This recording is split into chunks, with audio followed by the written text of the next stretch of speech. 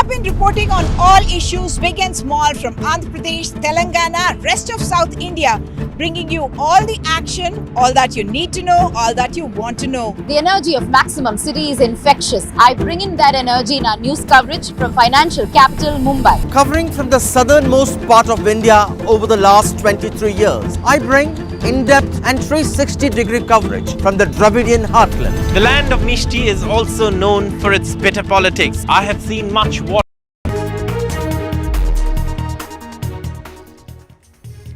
Welcome back. Now, asserting that debates in the dressing room should not come out in public domain, India head coach Gautam Gambhir has said that he has had some honest conversations with his players and emphasized that only performance can help them stay in the setup. Amid reports of unrest in the dressing room, Gautam Gambhir sought to douse the fire by declaring that they were just reports, not truth. Gambhir was addressing the pre-match press meet ahead of India's fifth and final test against Australia in Sydney on Friday. Gambhir also said that he did not have any discussion with senior batsman Virat Kohli and skipper Rohit Sharma except for strategies on how to win the test matches. And honesty is the most important thing for any transition. And it is not about phasing out senior players or getting the youngsters in. Ultimately, the only thing that can keep you in that dressing room is the performance. And it starts from all of us, not only from the players, from the coaches as well. Look, there is only one tendency and there is only one discussion, that it's the team first, it's the team first ideology that matters. It's a team sport and you've got to play what the team needs you to do. That's as simple as it can get. People can play the natural game, but still, in a team sport, individuals only contribute. It's the team. If you need to play in a certain way, I think you've got to do it. Every hour matters. And that is what the beauty of Test cricket is, because that's the only probably format where conditions changes after every day. Situations changes after every day. So we've got to keep fighting. And that's why we love, every one of us love watching, playing, being part of the Test cricket. I know we got to fight it out, and that's probably one area where we've lacked in this series, and that's one of the reasons why probably we lack in this series as well. But again, I think we had a really decent first inning in Melbourne. Hopefully, we can take that confidence from there and try and get it to Sydney. We had a decent first inning in Melbourne. We know we've got the skill set, we've got the individuals, we've got everything in that dressing room that can win a Test match here. Not only here, probably go on to do some unbelievable things in future as well. So extremely confident. My message is always just to back yourself, have really clear plans and back your decision making. I mean, it's always the preferred position, but you go into every test match trying to win.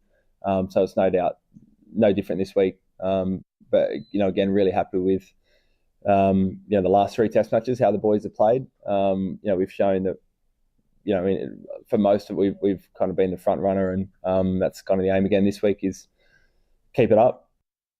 How does a coach handle or should handle situations, Atul, where individuals are not aligning with the team's objective? I'm not calling out any player right now in Indian team, but what happens certainly in such stages? If we look back, Kapil Dev was dropped by playing a bad shot against England, and that was the only aberration in his career. So I think if somebody doesn't adhere to what is required, and I think these players have played such, so much amount of cricket all over the world in all formats, they know. I mean, the coach doesn't need to tell them because they just had to bat out a session.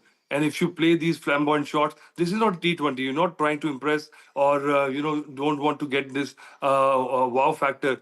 And you just have to bat dirty. And I think if Rishabh Pant has done it a few times, we all know that he's genius, he's a brilliant player. But he has to realize, because now he has got this onus on him because we are relying on him. And after that, if he cannot shift a gear, then either he does that or he has to be reprimanded. And why not play Jurel tomorrow? Right. Mr. Atul, does this news or speculation of Virat and Rohit's retirement affect the team in any way? Plus, the Aussie media is also going after key players. Not really. I think we have to take a leaf out of Australia's cricket, because even Steve Waugh, Mark Taylor, everybody got a tap on the shoulder. They've been told that, okay, we want to rebuild the team. Either you retire now or you announce your retirement. So everybody used to announce the retirement before a series, saying that, okay, this will be my last match. Not just after a match. You will never see an Australian, a great player, do that. So I think their succession policy is very clear, very transparent, and we have to do similarly.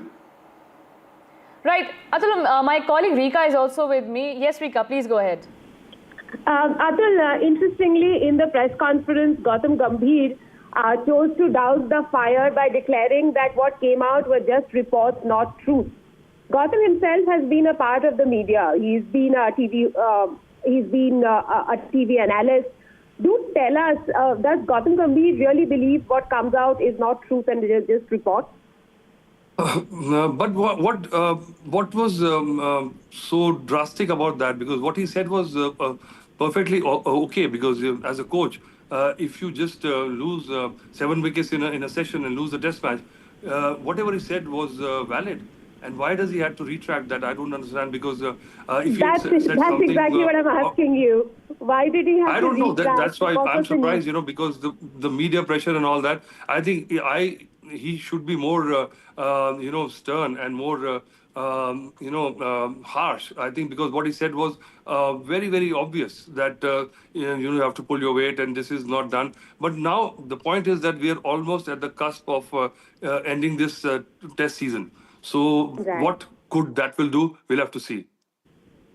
Would you say that Gautam Gambhir is trying to save his position in the Indian cricket team by retracting on his statement? I don't know that if this is going to help, because if he has to go, he has to go. But, the record is that probably we were hoping and praying that he gels well with the seniors and, the transition is good. He's a good coach. I think he's got the right,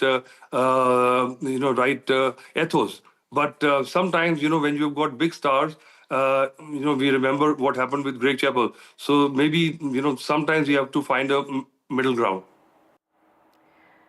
For more, I'm joined by my colleague Osama. Osama, we can see that there's been a lot of buzz about Gautam Gambhir, especially after the Melbourne test and India's dismal performance there. But he seems to have, in a way, dug in his heels and also, in a way, answering back his critics as well as sending a message to Team India. Absolutely. And from what I understood from that press conference, Tanima, is it was a little necessary as well, because as Atul Vasan was also mentioning, when you lose 7 wickets in just one session, when you have the acumen and when you have the opportunity to finish that game and probably win that game and get a 2-1 lead in the series, and you're not able to do that, it also comes down to taking that responsibility. And how you navigate through that is something that the players can only do, and the coach can only guide you through that. But another important thing that he mentioned in that particular press conference was when he was asked about Rohit Sharma, and both Rohit Sharma and Virat Kohli, they haven't been in the greatest of form in this particular series, especially the skipper. And when he was asked about him, he just refused to confirm whether Rohit will be part of the playing 11. And that is something that says a lot about Gautam Gambhir as a person as well. There are a lot of questions. Doesn't the captain just straight in walk into the team? Isn't the captain and the coach who decide who plays and not the other way around? So these are very important questions that need to be answered, and this intrigue that Gautam Gambhir left in that press conference is something that all the fans will now have to wait and watch. And India, remember, they rarely reveal the playing 11 before the test match. So this is not something that is new. Him not confirming whether Rohit Sharma is going to be a part of the playing 11, that is something that everyone is picking up on. But as far as the entire debate over the seniors not performing and this team going through a transition phase, Gautam Gambhir probably needs that sense of authority where he can dictate those terms, and that is something that he's trying to do. He has always been that person as a player, as a coach. We have seen that in the recently concluded IPL, the last year's IPL, where he took a couple of calls that were not very popular, and yet managed to click and yet managed to win that IPL. So that is something that he has always believed in, and something that has always worked for him. But when you when you speak about the national team, when the stakes are really, really high, and especially when you consider this particular series, if India had won this series 3-1, we would be playing in the World Test Championship final.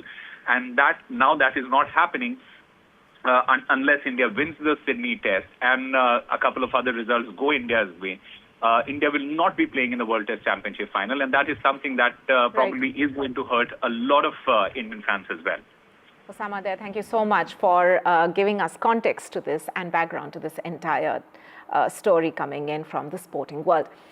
Now, shifting focus to the Mahakumbh and preparations for it in Uttar Pradesh. All preparations are currently underway for the Mahakumbh, which will begin on from January 13th and conclude on Mahashivratri after 45 days on February 26th.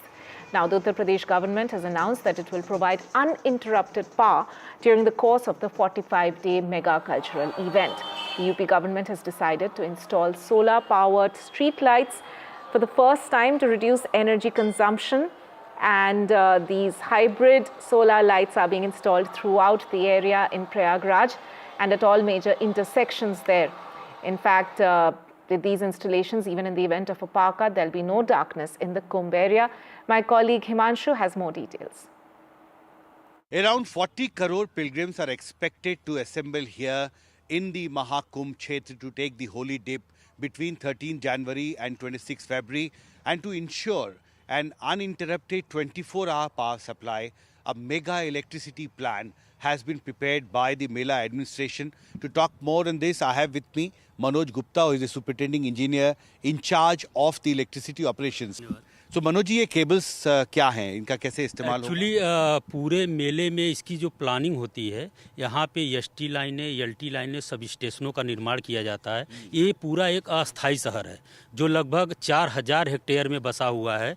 इस अस्थाई शहर को 24 घंटे बिजली आपूर्ति देना, इसमें तमाम कैमरे लगे हुए हैं जिनको 24 घंटे अनवरत बिजली देनी है। लगभग 4,25,000 कैंपों को हम संयोजन देंगे जो मेले में आएंगे। विभिन्न अखाड़ों के लिए हमने अलग व्यवस्था की है। हमने इस पूरे मेले क्षेत्र में जो करीब 2 महीने के अंदर ही 1405 किलोमीटर एलटी लाइनें बनाई हैं, जो आप समझ सकते हैं कि 2 महीने के अंदर 1405 किलोमीटर लाइनों को बनाना और उन सब पे 67,000 एलईडी स्ट्रीट लाइटों की स्थापना करना है। इसके अलावा मेले में निर्बाध विद्युत आपूर्ति रहे, जिसके दृष्टिगत हम लोगों ने 182 किलोमीटर एसटी लाइन बनाई है 11 केवी की। तो और साथ ही केबल्स रखी है मनोज जी, ये कौन सी केबल, इनका क्या इस्तेमाल? ये बेसिकली एलटी केबल है। जो भी हमारे अखाड़े होते हैं या बड़ी संस्थाएं होती हैं, उनको 24 घंटे कनेक्शन परिवर्तक से देने के लिए इन केबलों का इस्तेमाल होता है। इसके अलावा हमारे पास 11 केवी की XLP केबल का भी इस्तेमाल किया जाता है, जो कि 3x185 स्क्वायर mm की होती हैं। इन केबलों के माध्यम से हम मेले क्षेत्र में 30 पांटून पुल बनाए जाएंगे।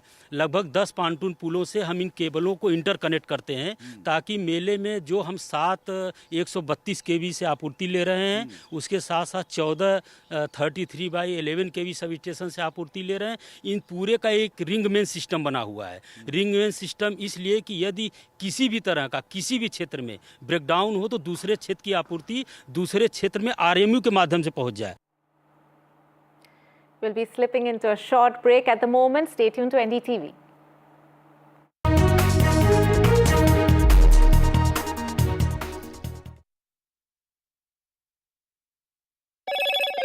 Hello, Moto. Motorola Edge 50 Pro, world's first AI-powered pro-grade camera.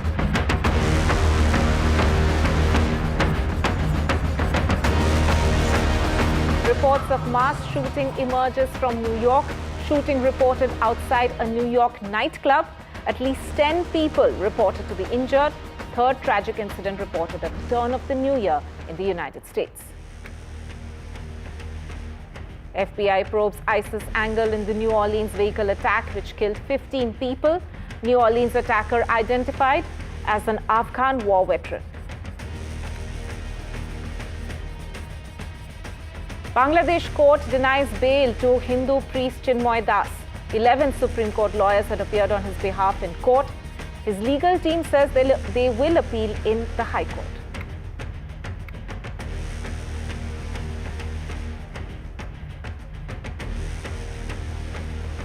Jammu and Kashmir Chief Minister Omar Abdullah in a press briefing reiterates his statehood demand, says that he hopes the centre will restore statehood in Jammu and Kashmir soon.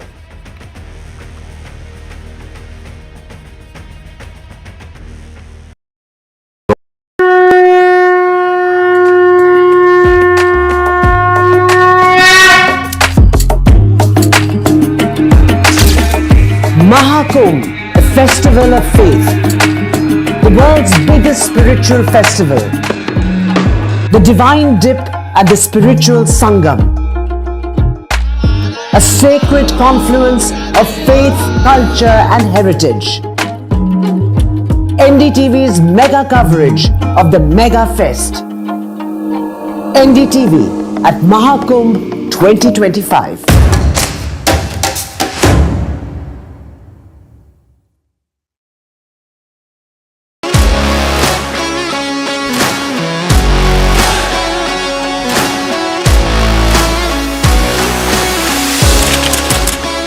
We are able to maintain the democratic fabric and the democratic system. I want to do something that can make a difference. लगातार जनता की आवाज को सरकार तक पहुंचाने का काम मैं करता हूं.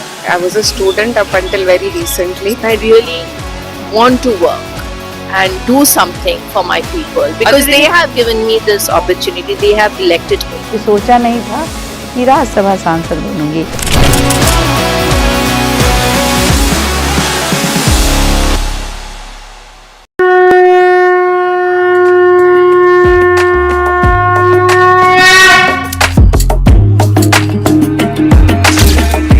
Mahakumbh, a festival of faith, the world's biggest spiritual festival, the divine dip at the spiritual Sangam, a sacred confluence of faith, culture and heritage. NDTV's mega coverage of the Mega Fest. NDTV at Mahakumbh 2025.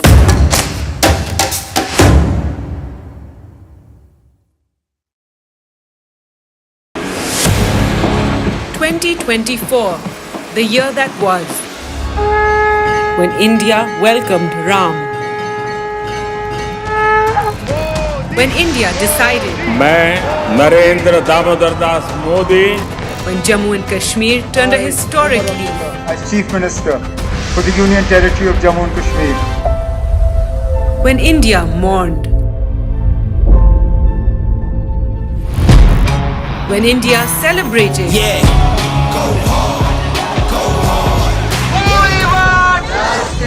When India protested. When India felt proud. When India scaled new heights. NDTV brought it all to you. Your trusted news destination. Yesterday, today and tomorrow.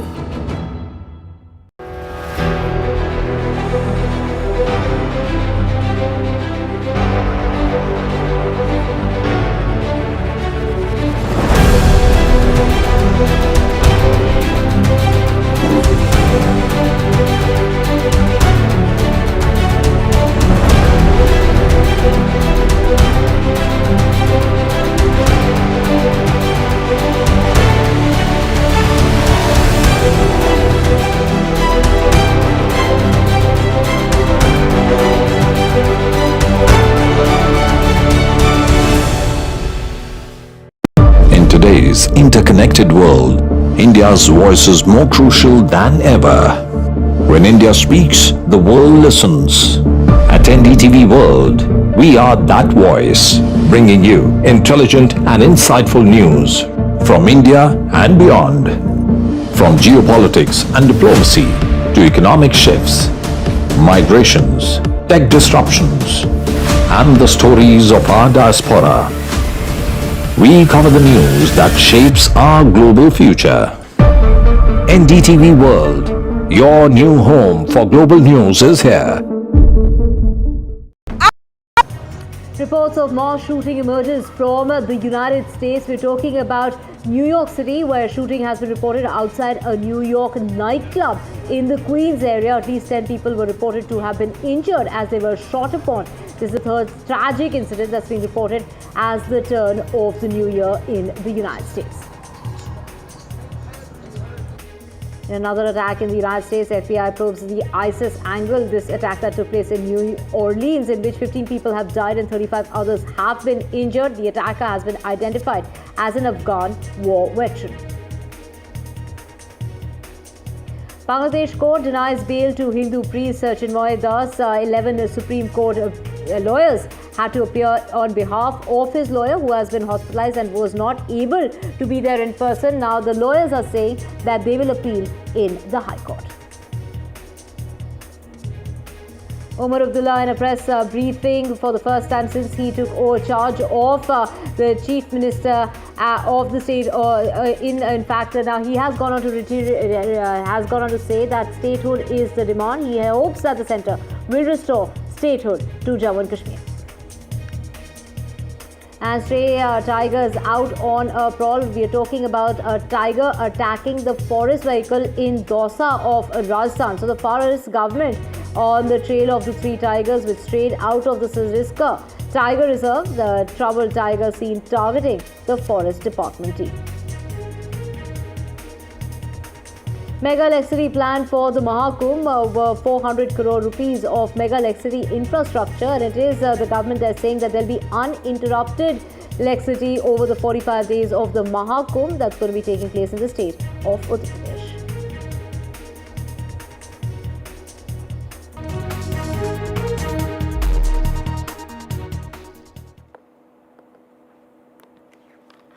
A very good afternoon. You're watching NDTV 24/7. I'm Divya Vadva. We have a whole lot lined up for you, including our top story. That is the Bangladesh court that's gone ahead and denied bail to the Hindu priest Chinmoy Krishndas Brahmachari.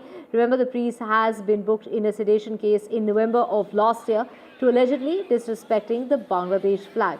A team of 11 lawyers participated in his bail hearing as his own lawyer could not make an appearance in court. He has been hospitalized. The priest's legal team is planning to move to High Court now in Bangladesh. To remember, following the rejection of his bail plea on the 26th of November, clashes erupted between protesters and the police outside the court premises, resulting in the killing of an advocate.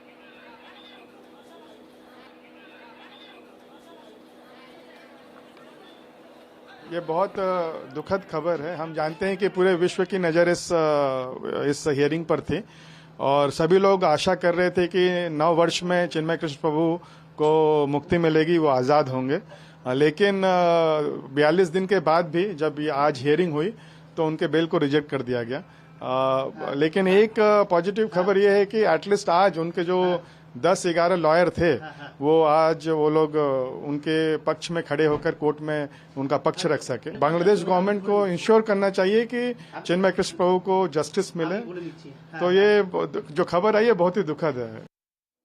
And to get more on this, we have my colleague Saurabh Gupta joining us. Saurabh, was this on expected lines? Yes, if you've been hearing experts from Bangladesh, what they've been stating is that given that Chinmoy Krishnadas has been booked for a charge like sedition, the chances of bail in a lower court are very slim. In fact, it's almost certain that the case will go to a higher court, in this case, the High Court. Now, that's something that opens up only now, because earlier what was happening is that it could not go to the High Court also because this case was languishing in this court, but the matter was not being heard. Lawyers were being threatened, nobody could appear for him, and that was absolute subjugation of the process of law, due process of law. Now, notwithstanding that many call this a trumped up charge and a false fabricated allegation, the fact is that obviously now at least the lawyers will have the opportunity to appeal before the High Court, and that is something that one hopes where Chinmoy Krishnadas will get bail, because what Chinmoy Krishnadas has really been demanding and for which really he came into attention was organizing gatherings to demand protection of minorities, mainly the Hindu community in Bangladesh, which has come under attack and continues to be under attack. Even yesterday, So obviously there are several incidents that have been highlighted in the Indian press and international press as well, that are clearly indicative of the kind of situation that prevails there. And therefore, in that context, the bail being rejected is not something that's a huge surprise, given the fact that many legal experts opine that it would be near near certain that the lower court wouldn't grant bail. But it also opens up the avenue for appeal in a higher court, and the process of law has to follow. And that's exactly what people have been demanding: justice for Chinmay Krishna Das, and the process of law, something that's been, so far held up because of threats of violence, etc. Right, Saurabh, thank you so much for getting us all those details. We also have Brahma Chelani, strategic affairs expert, joining us to get us more on this. Sir, would you say the absence of his lawyer who has been hospitalized perhaps has impacted the outcome of this bail hearing? Well, the first thing to remember is that in Bangladesh today, there is no rule of law. In Bangladesh, the interim regime forced out the Chief Justice of the Supreme Court and the 5 next senior most justices of the Supreme Court. This has had a chilling effect on the judiciary.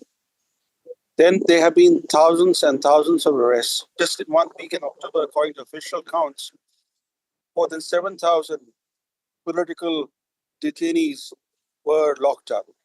So given the scale of arbitrary arrests and given the manner in which the judiciary has been completely suborned, it's no surprise that Chinmay, the Hindu monk, who had been leading mass protests against the persecution of the Hindus, has been denied bail. In fact, the regime has succeeded in its objective by jailing Chinmay, the Hindu monk. Before his arrest, he had organized massive demonstrations against the violent attacks on the Hindu minority, and those demonstrations were internationally covered. And that was an embarrassment to the interim regime, which has the full backing of the Islamists. So by jailing one key individual, the leader of the mass protests, they managed to achieve their objective. Right, Mr. Chelani, also when we talk about, the Indian government, they're saying that it's hopeful of a fair and transparent trial while voicing concerns about targeted attacks on minorities at large. What is the step forward? I think the Indian government has to speak up. There's little else that the Indian government can do. Needs to shine a spotlight on what's happening in Bangladesh, the absence of rule of law, the fact that the regime in power lacks constitutional legitimacy or mandate. If the Indian government doesn't speak up, who else will speak up? After all, there are 3 powerful forces backing the present regime in Bangladesh: the Islamists, the military, and the United States. Now, 3 very powerful forces are supporting this regime, which makes India's task quite difficult. But it makes it even more imperative for India to speak up. Of course, this bail plea hearing took place under tight security a month after no lawyer could step in to represent the priest. But issues with his legal counsel continues. Even though there were 11 representatives today, his own lawyer could not make it. All that is a charade, because whether he has legal representation or no legal representation, the courts are not going to give him bail as long as the regime believes that his continued incarceration is in the interest of the regime. So no court, not even the High Court, will grant him bail until the government, the regime in place, believes that his release would be conducive to restoration of peace or building of trust among the Hindu minority. Right, Mr. Chelani, also, his lawyer has gone on to say that they will now be appealing in the High Court. What is the way forward? You have seen recently how the Bangladesh High Court has overturned convictions. Convictions, for example, in the case of one In one case, there were number of people who were convicted for staging bomb blasts during a Sheikh Hasina rally years ago.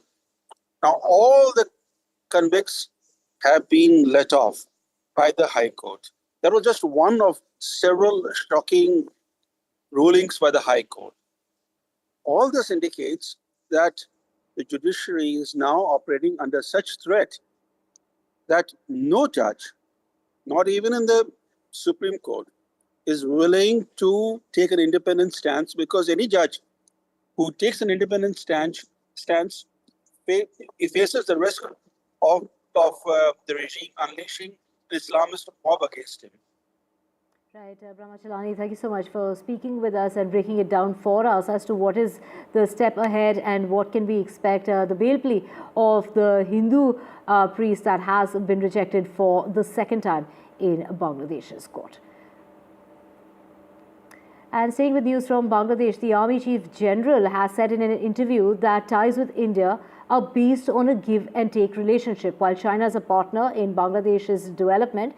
Now, Zaman has gone on to say that Dhaka could not take any sort of action against New Delhi's strategic interests, as India was a very important neighbor, but emphasized that ties need to be based on fairness. This was his first interview since the ouster of Sheikh Hasina, who fled to India on the 5th of August and remains in New Delhi. Hasina left the country following the 2-month-long student-led demonstrations against a controversial quota system, which soon spiraled into a call for her resignation.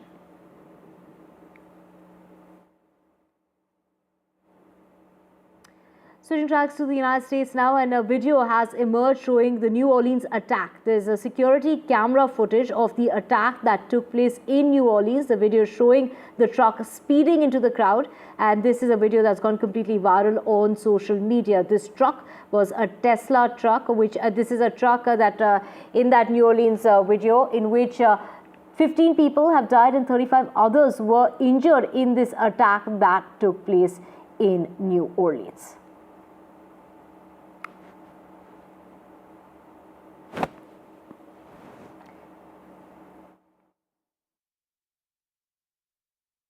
I'm not going to comment till I speak to the group later. I've spoken to every member of the agency, from the CIA to our national security team, to our FBI, NSC, and we're gathering all the, and I spent a lot of time with the government, with the mayor. What was your reaction when you heard what happened? Well, the reaction was one of anger and frustration. And to get more on this, we have my colleague Vishal joining us. Vishal, finally that footage that has emerged, this new footage that's gone completely viral of that attack that's taken place in New Orleans, which caused the death of 15 people and 35 others that were injured. Of course, in that truck, there was an ISIS flag that has been found. Of course, this is being called an act of terror. Get us the details that you have for us in terms of, there have been multiple incidents that have been reported on the very first day of the new year in the United States. So a lot of videos are coming in at the moment. There had been videos that suggested that people were injured. There were some really bad injuries. There were some really graphic videos that were constantly shared on social media. Those visuals can't possibly be seen, can't possibly be displayed on our screens, but there have been many visuals that suggest that people were mowed down mercilessly. A lot of people had really grievous injuries. They were just, waiting to be, dead. So the injuries were so bad that some people had, twisted their arms in a very unconventional manner, and it was all over the internet for a while now. Now these videos have also emerged that the truck is going through the crowd and plowing down people mercilessly. And the latest is that the authorities are investigating whether what's the exact location of the guy who's responsible for this whole incident, where he stayed. He possibly lived in Texas. He grew up in Texas, and he worked for an MNC and also went on to serve in the U.S. Army. So there are a lot of details that have emerged. At the moment, the authorities are also investigating whether or not the incident is tied with the Las Vegas incident in involving the Cybertruck explosion. So there are various angles to be covered here. So all of that will come in the next few hours when the US wakes up. As far as the latest reports are concerned, 15 people are confirmed dead and over 30 people are injured at the moment. Right, and of course the authorities that are investigating the matter are saying that it doesn't seem like it was a person who has conducted this on his own, that there were more people involved. There was a flag that was found inside, and of course Donald Trump there saying that, you know, the danger that comes from people who come from outside, and he's spoken about that they're far more dangerous than the people who live within the country. To get us details of the person who has been shot down in this incident, the man behind the wheels. Yes, so the man has been identified so far as a 42-year-old who grew up in Texas, and he served in the army in Afghanistan. He was not in a combative role there. He was reportedly in a technical role there, but nonetheless he served there. He's a war veteran, and as I mentioned earlier, he has worked for an MNC, particularly Deloitte. And some reports have also quoted Deloitte representative as saying that he indeed worked for the company. So that's a confirmation on that. And several other details are also emerging. As you mentioned, the ISIS flag was reportedly found from the site, from inside the truck which was used to mow down those people. And there have been reports that say that actually Biden on the record said that the FBI had informed him that the perpetrator had uploaded some videos on social media, showing his appreciation and support for ISIS, the terrorist group, and sort of indicated that he was planning this. So all of that details are emerging, and authorities are constantly tracking these things as we speak. So far, as I mentioned earlier, 15 people have been killed and more than 30 have sustained injuries. Right, Vishal, this is a very crowded, very buzzing street, the Bourbon Street, where this has taken place. Get us details of what was really happening. What time did this incident take place? And of course, people out and about on the first very day of the new year in order to celebrate the beginning of 2025 that led to such a huge tragedy. And of course, this is not just one off incident that's taken place in the United States. Multiple incidents are being reported. That is correct. So as it was the first day of the year, people were going about their lives, trying to celebrate. It's a day of, inspiration and resolution. People strive to do, people make a list of the things they want to do for the whole year. All of that was disrupted when this perpetrator mowed down so many people. And you can see in the videos that it was a very crowded area. He didn't really have to swerve his way around to kill people. He just mindlessly mowed down many people, and 15 as a result died, and more than 30 have been injured. So far that's what we have. But as far as the authorities are concerned, as I mentioned, the security apparatus of the U.S., they are all trying to explore what's the intent, what's the exact motive behind this attack, whether or not this guy was actually supported by the ISIS group, or he was just inspired by the ISIS group. So those are the two different angles that the authorities would be trying to explore. So that's the angle that will probably come up in the next 7 to 8 hours when the US actually wakes up. Right, thank you so much, Vishal. And this was followed by another attack that took place not just in New Orleans, but an attack that took place outside a Trump hotel in Vegas, followed by an attack where 10 people were in fact attacked. They were shot upon in New York City. So multiple attacks coming in from the same very day, the first day of the new year. Moving on now to the national capital, and it's the agriculture minister that has written to the chief minister of Delhi and has alleged insensitivity. The Aam Aadmi Party government has been insensitive to farmers, is what has been written by the Union Agriculture Minister Shivraj Singh Chauhan, who has written to Atishi attacking the Aam Aadmi Party government for not implementing the centre's schemes for the farmers, saying that the Aam Aadmi Party is very indifferent.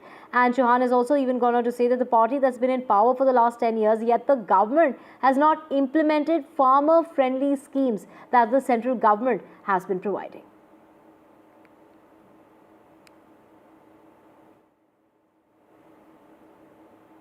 And the war continues between the BJP and the Aam Aadmi Party in the run-up to the elections that will be held here in the national capital.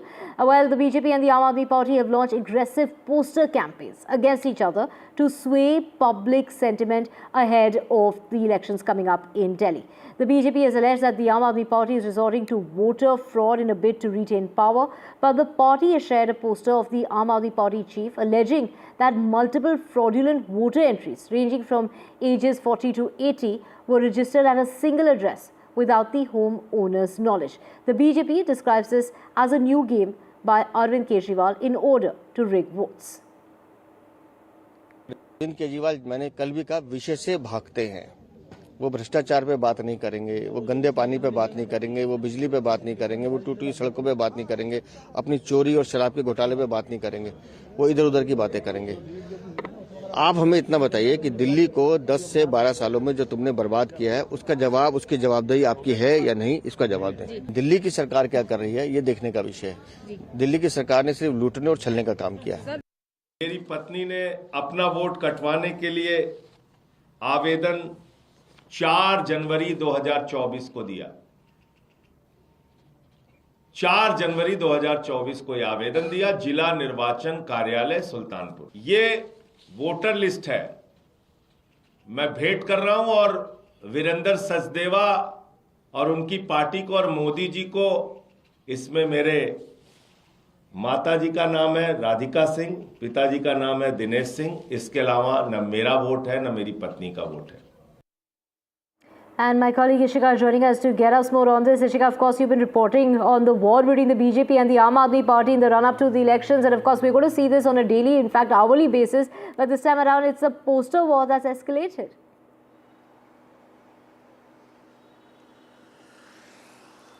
Well, yes, as you rightly mentioned, since the Delhi polls is just round the corner, 2025, the start of this new year, has in fact escalated the poster war between the BJP and the Aam Aadmi Party.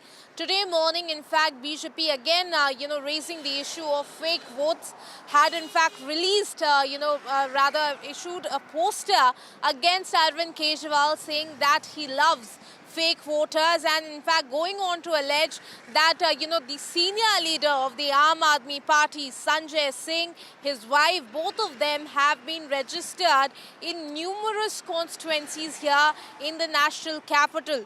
Now, not just that, saying that the mayor of Delhi in fact has also registered himself in more than one constituencies in the voter list. So this is the allegation that is coming from the BJP side against senior Aam Aadmi Party leader Sanjay Singh, and going on to say that that is why the Aam Aadmi Party, or in fact Sanjay Singh and his family in particular, will never talk about the fake voters issue. On the other hand, in fact, we are seeing that the Aam Aadmi Party has also released a poster on Arvind Kejriwal, saying him the greatest of all times when it comes to calm ki Rajniti. Now, it is the Aam Aadmi Party that goes on to say that it will be the people who laugh at the BJP if they make fun about Arvind Kejriwal, because he has delivered on every promise that he has made. In response, the BJP has said that, for the last 10 years, nothing has been done, and it is the voters of the national capital that are now asking him that show us your report card for the last 10 years. So the poster war certainly has escalated over this, and the politics is only set to intensify. Over to you. Right, thank you so much, Ishika, for joining us with those details.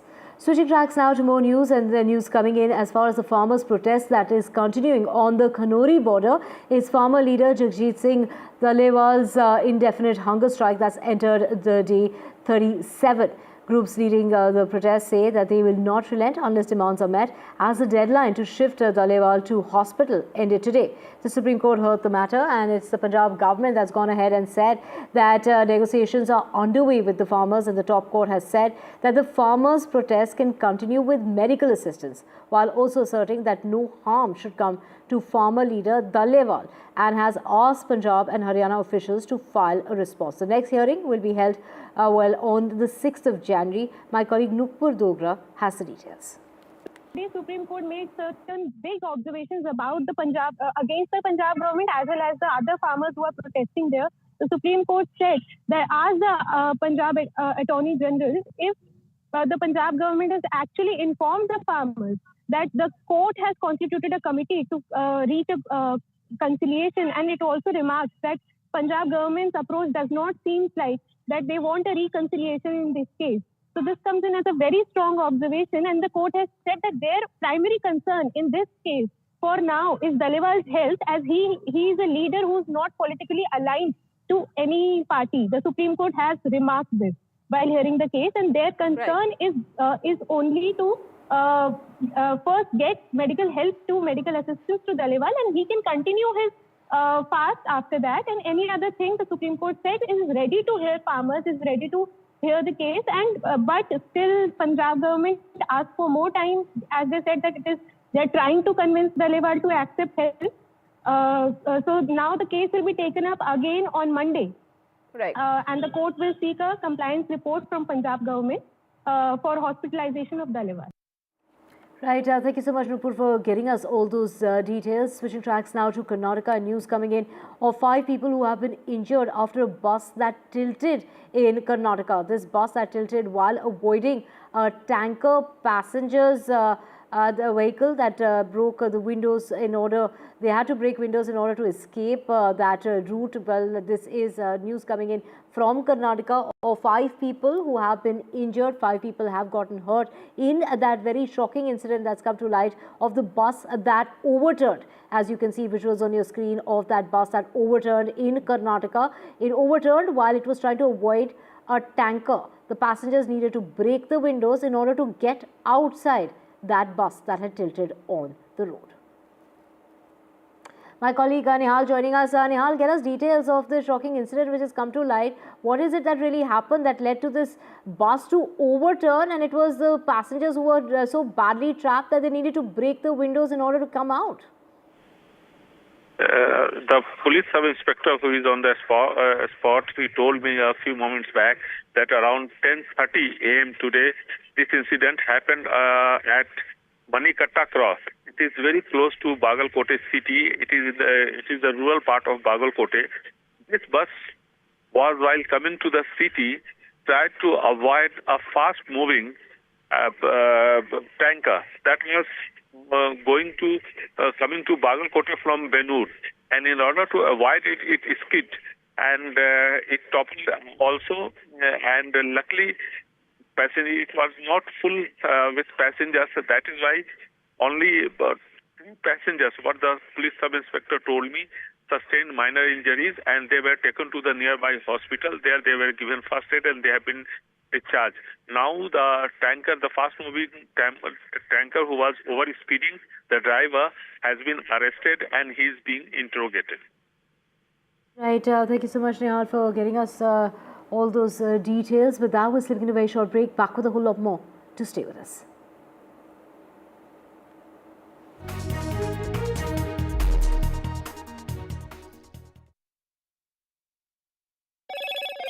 Hello, Moto. Motorola Edge 50 Pro, world's first AI-powered pro-grade camera.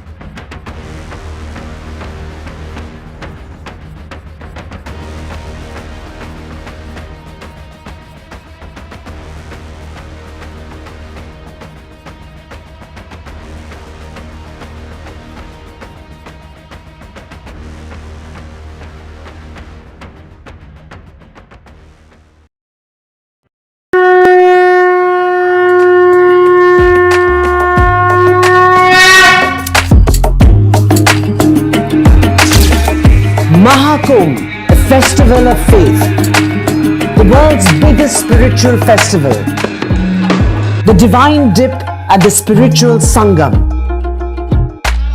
a sacred confluence of faith, culture and heritage.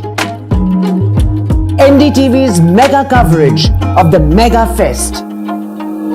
NDTV at Mahakumbh 2025.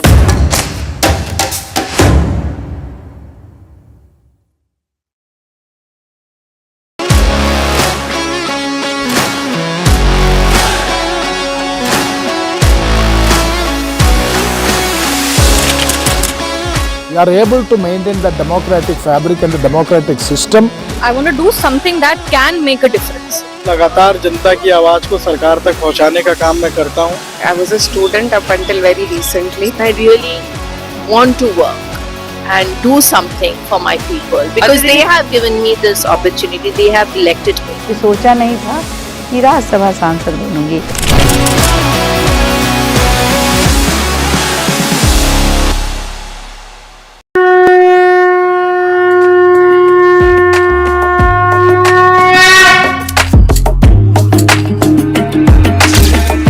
Mahakumbh, a festival of faith, the world's biggest spiritual festival, the divine dip at the spiritual Sangam,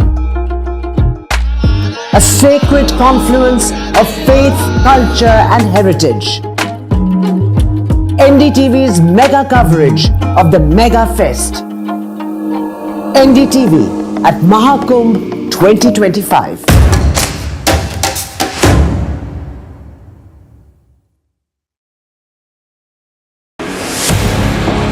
2024, the year that was, when India welcomed Ram. When India decided, मैं Narendra Damodar Das Modi, when Jammu and Kashmir turned a historic leaf, as Chief Minister for the Union Territory of Jammu and Kashmir, when India mourned, when India celebrated,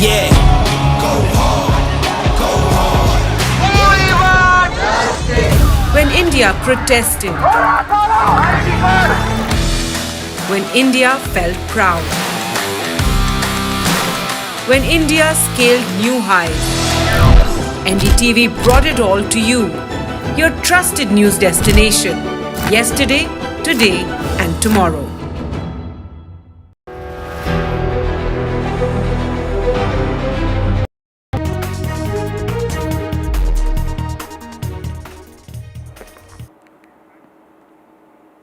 Welcome back. Let's get you the latest as far as Delhi police is concerned and their crackdown on illegal immigrants. Now, a racket has been busted and 4 people have been arrested by the Delhi police. 2 of those 4 people who have been arrested are Bangladeshi nationals, while the other 2 are said to be Indian nationals who have been arrested in the case. The men used to facilitate the illegal entry, and there are 12 Bangladeshis who have been arrested and deported so far. So this is a gang that has been busted, responsible for the illegal immigration.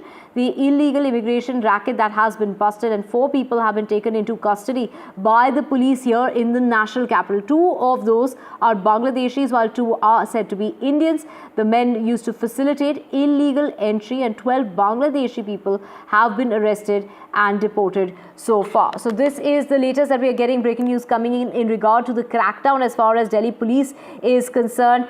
Do remember that they have arrested and deported a Bangladeshi national living in India under fake documents in the ongoing crackdown as far as illegal migrants is concerned. This person was arrested from the Vasant Kunj area. He was residing without any authentic documentation as well. Let's listen into what the police has to say. AATS ने एक human trafficking illegal immigrant Bangladeshi जो भारतवर्ष में लाते थे उस racket का पर्दाफाश किया है। मुझे बताते हुए खुशी हो रही है कि माननीय उपराज्यपाल के आदेश पर जो दिसंबर माह में स्पेशल ड्राइव चलाई गई थी कि दिल्ली में इलीगल इमिग्रेंट्स जो रह रहे हैं स्पेशली बांग्लादेशी उनको चिन्हित किया जाए और उनके खिलाफ कानूनी कार्रवाई की जाए। इस श्रृंखला में हमने 2 मॉड्यूल पहले बस्ट किए थे, एक संगम विहार में जिसमें करीब 5 बांग्लादेशी डिपोर्ट कराए थे, उनके खिलाफ कानूनी कार्रवाई की थी और उसी FIR की फर्दर फॉलोअप में हमने 7 बांग्लादेशी अर्जनगंज फतेहपुर बीरी से गिरफ्तार किए थे और उनको डिपोर्ट कराया था। Anushka joining us to get us more on this. Anushka, take us through the latest development when it comes to the crackdown by the Delhi police in regard to these illegal migrants. Well, certainly what we are seeing is that in a major crackdown, the Delhi police has deported 12 illegal Bangladeshi immigrants so far. Last year, as in December, in fact, 11 people were deported, and right now also this time around, the Delhi police has successfully arrested 4 illegal immigrants, in which 2 people are husband and wife, who were involved in illegal human trafficking, and 2 people were also there who were facilitating and making fake documentation of people who used to enter India through donkey route. The main accused is absconding so far. His name, is in fact also being taken so far. And also the Delhi police is saying that the person is absconding, but he is a Bangladeshi and he has been to India so many times, and that is why he has a deep knowledge of the donkey route, and that is how he was in fact, deporting people to India. And from Meghalaya they were taken to India. And so far, the Delhi police, with the directions of Delhi LG, have been, launching this drive. So several people have been, in fact, identified, and actions are being taken by the Delhi police. Because we were also seeing that a lot of political, accusations were going on within the BJP and the AMNY party. The police has, in fact, joined CP, has in fact said that there has been so far no link established between all the 12 cases that any of them were involved from either of the party, the BJP or the AMNY party. Also, what the joint CP has said, that this is an ongoing launch. There is also a Bangladeshi cell that has been, in fact, sensitized and is, in fact, actively working in identifying the Bangladeshi people. So far, amongst the 12 people who have been deported, only 4 people are caught with the voter ID cards. And the police has also said that all of those people have been caught with just their Aadhaar cards and PAN cards, which are fake and, were forged by the people who were in fact facilitating all of them to come to India. And also, none of the voter ID cards were used actively for voting purposes in India. Back to you. With all those details. Switching tracks now to J&K, and its National Conference leader and Jammu and Kashmir's Chief Minister Omar Abdullah today expressed optimism regarding the restoration of statehood to the region. Jammu and Kashmir was stripped of its special status and statehood and bifurcated into 2 union territories in 2019. Restoration of special status was a key promise in the National Conference's election manifesto. So the Chief Minister there, addressing the media today for the first time as he has taken office of the Chief Minister, he addressed this media conference after becoming the Chief Minister for the very first time, and has said that will fulfill all poll promises, and that he's very hopeful as far as the statehood is concerned, and that will be restored to the region of Jammu and Kashmir. Let's listen in to what the Chief Minister had. हम उम्मीद करते हैं कि जम्मू कश्मीर का UT रहना ये एक temporary phase है, वक्त की बात है। जम्मू कश्मीर के लोगों ने बढ़ चढ़ के अक्टूबर के इंतखाबात में हिस्सा लिया। अब हम जम्मू कश्मीर के बाशिंदे, हम जो यहाँ के रहने वाले जो हैं, अब हम उम्मीद कर रहे हैं कि इलेक्शन में लोगों ने हिस्सा लिया, अब उसका कुछ ना कुछ तो लोगों को इसके बरक्स मिलना चाहिए। और सबसे बड़ा वादा जो जम्मू कश्मीर के लोगों के साथ अगर मरकजी हुकूमत ने किया है, वो जम्मू कश्मीर को दोबारा रियासत का दर्जा वापस देने का वादा है। तो हम उम्मीद करते हैं कि इसमें वक्त नहीं लगेगा। वैसे भी अगर आप देखें तो लगभग 1 साल पहले जब सुप्रीम कोर्ट ने 370 के मामले में अपना फैसला सुनाया था, तो उस वक्त स्टेटहुड को लेके उन्होंने कहा था कि एज सून एज पॉसिबल, मतलब जितनी जल्दी हो सके। अब 1 साल हो गया है, तो हम तो मानते हैं कि 1 साल जो है वो एज सून एज पॉसिबल के लिए काफ़ी है, और जल्द से जल्द जम्मू कश्मीर को रियासत का दर्जा जो है वो वापस मिल जाएगा। Right now, switching tracks to the United States, and multiple attacks have taken place on the very first day of the new year.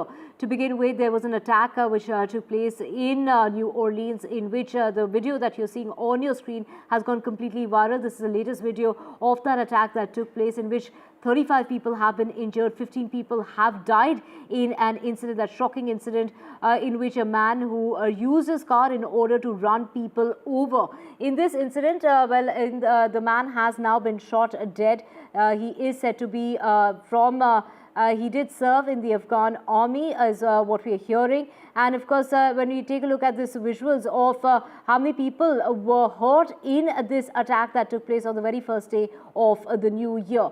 There was an ISIS flag that was found inside the vehicle. There was another incident which took place outside in Vegas, outside a Trump hotel, in which 7 people have been injured and 1 person has died. This involved a Tesla Cybertruck which exploded. There was another attack that's taken place in New York City on the very same day, in which, as far as this attack is concerned, it happened right outside a nightclub in the Queens area, in which there were at least 10 people who have been injured and were rushed to the hospital. To know more on this in regard to the terror attacks that are taking place, that is what the government is saying, that it doesn't seem like it was an incident that took place on its own and a sole person was responsible, especially when it comes to that attack that took place in New Orleans. Now, at least 10 people have also been injured in that mass shooting that took place outside that nightclub in New York's Queen area on the very first day of the new year. To know more on this, we also have with us Dr. Punasara Amar Singhe, a commentator on geopolitics and security studies and of the Faculty of Law, joining us. Thank you so much for speaking with us here on NDTV. When we take into account that there wasn't 1 but 3 incidents that have been marked on the very first day of the new year, one can't help but question if there was any link between these incidents. Yeah, actually, we cannot take them as just lone wolf attacks. And I think the biggest the challenge that might come into the face in the United States is the fact that this happened just a couple of weeks prior to the inauguration ceremony of the President Donald Trump. And when you look at the expansion of the jihadi ideology and ISIS ideology for past few months since Trump's departure, we can see that there has been quite a loophole in the American security architecture.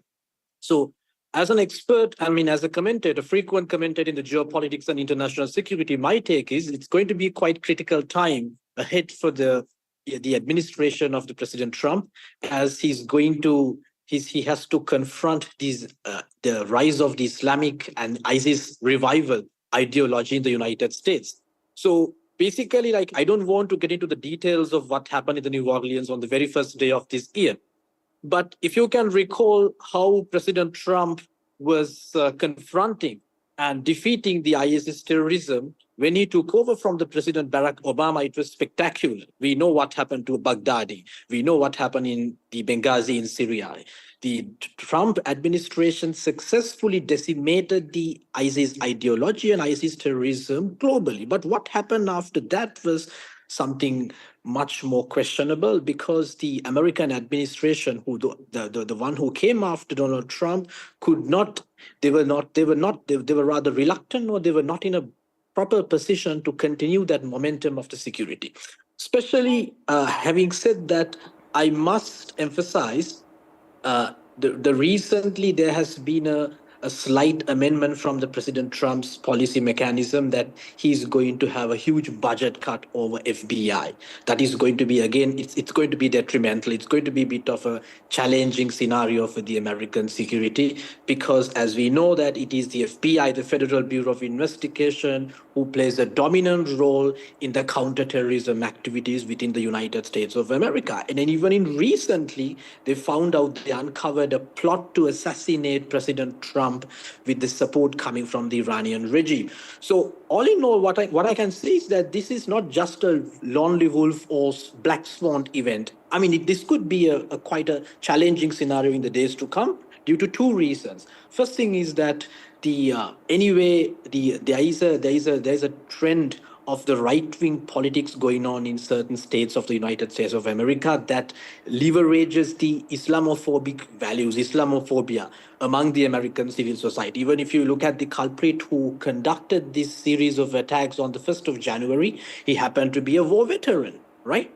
A war veteran, sir, with an ISIS flag found inside the vehicle. And of course, what kind of messages is giving out, given the fact that the other attack, the Cybertruck case which took place in Vegas, also involved a Tesla vehicle? Of course, that points fingers towards, the association that Donald Trump has with Elon Musk. Its location right outside a Trump hotel in Vegas, of course, also raising concerns there as well. I think implicitly speaking that has been the pattern of the attacks perpetrated by ISIS for past 5 years since the inception of that terrorist organization, even in Sri Lanka in 2019 after the Easter attacks, right? We found out the flags and just 2 days prior to the attack committed, the ISIS attackers in Colombo released a video pledging the allegiance to Abu Bakr al-Baghdadi, right? This flag and the ISIS outfit, these are all the symbols of the ISIS ideology. And even though, like, even though Baghdadi got killed in 2019, even though ISIS has lost a lot of strongholds in Syria, and elsewhere in Iraq, we can't completely ignore the fact still the potential threat is ongoing. Right? ISIS is just, it's something like an iceberg. It can always expose its tips. So this incident is one remarkable example elucidating that how ISIS lone wolf attackers, individuals, especially those who are depressed, those who are not rehabilitated, can come forward. The leadership is destroyed, the key members are destroyed, but still the ideology continues to be alive in the United States, even in Europe. Especially when it comes to the emergence of the right-wing populist politics led by people like Trump, right? So United States, the public society, the United States, the public administration can be a larger platform to spread such radical ideologies. So probably and also we can't completely forget the fact that United States, the policymakers in the long run will engage with the proxy war, not only with the ISIS, even from the Houthis and also some other terrorist groups supported by the Iranian.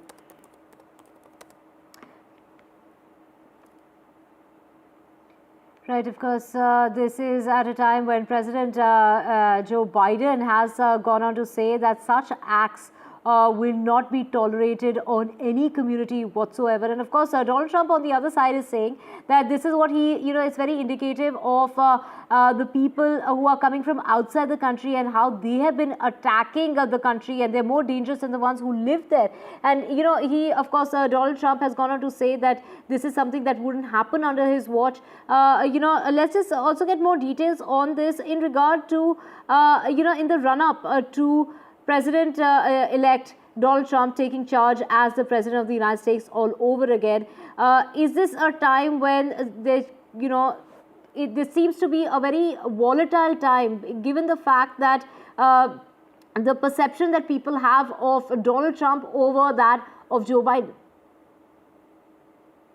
Absolutely. It's a great showtime for him, because during Joe Biden's era, we need to understand that there was a huge increase of the green cards, and also the Joe Biden was a globalist by nature. So Joe Biden allowed a lot of expats to come and settle in the United States. But this is not going to be maintained by the President-elect Donald Trump, because the Trump himself has clearly indicated that the United States has been vulnerable as a result of the immigrants coming from all over the places. So this attack is kind of a bolstering, it's a motivating factor for Donald Trump to put huge and severe restrictions upon the immigration. So at the same time, the bad side of this attack, which we need to consider about, is the fact that it might widen the gap in the American society.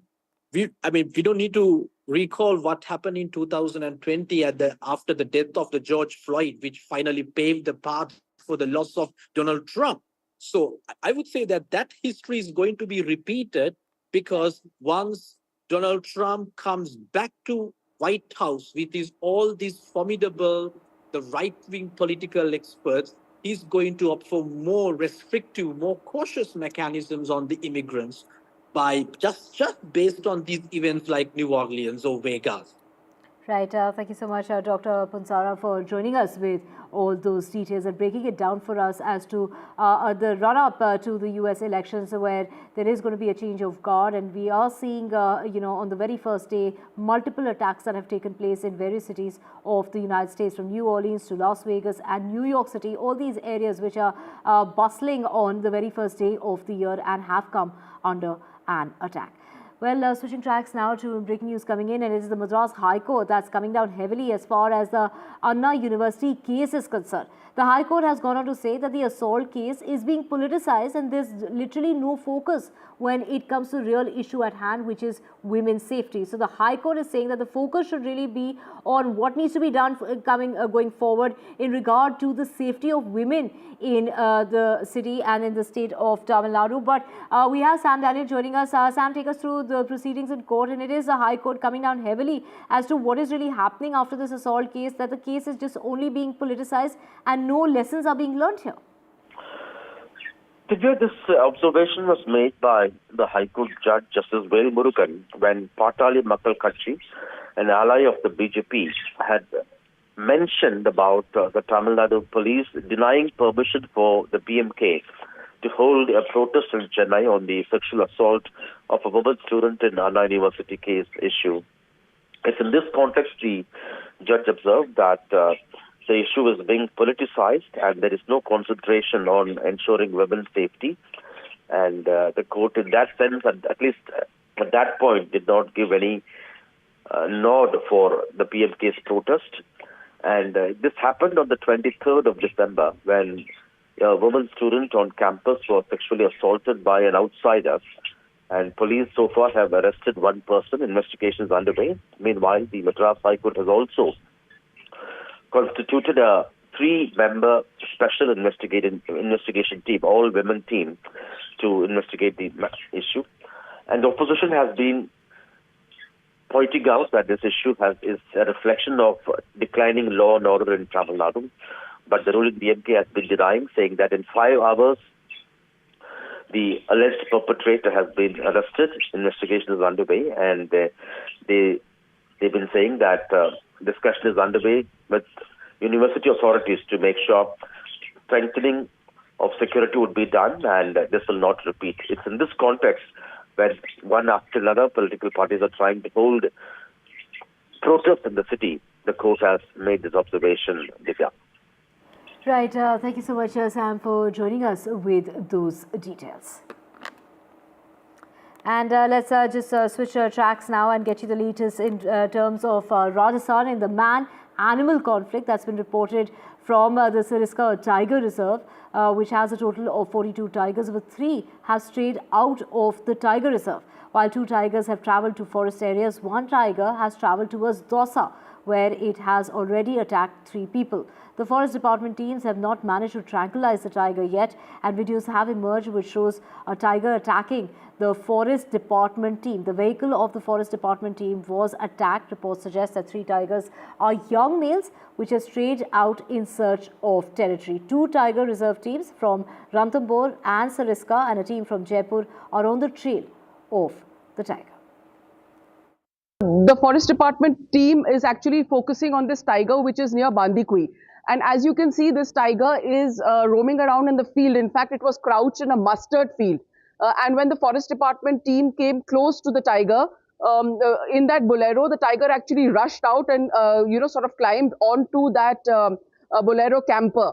So it was a very frightening experience for the team which was inside the bolero.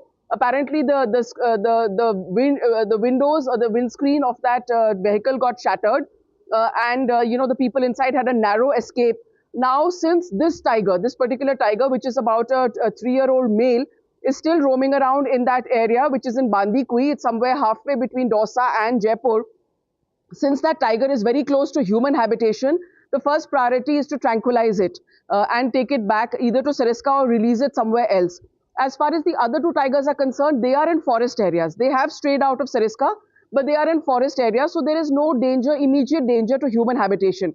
This particular tiger, as you can see, he's probably frightened. He's also aggressive because he's frightened, and he has already attacked 3 people.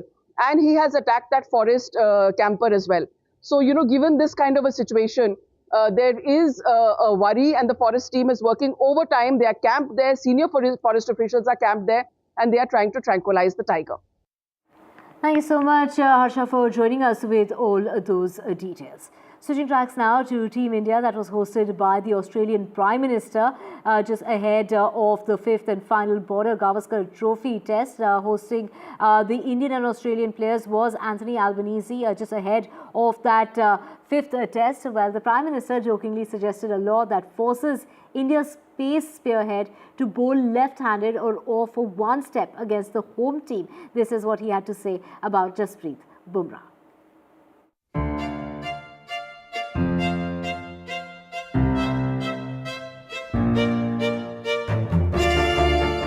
Welcome Rohit Sharma and your magnificent team. You have lifted up our whole country through your presence here, and you are very welcome guests.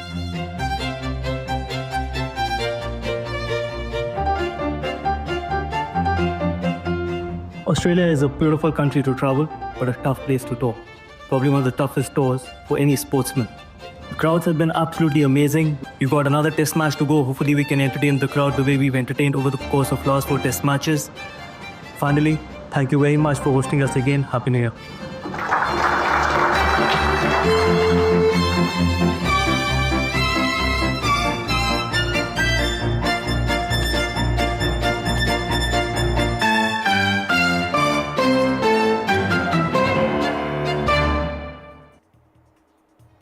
Anthony Albanese there hosting the Indian and Australian players on the first day of the new year. With that, just giving a short break. Back with a whole lot more. Stay with us.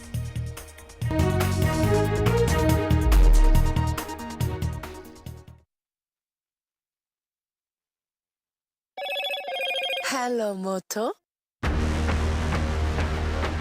Motorola Edge 50 Pro, world's first AI-powered pro-grade camera.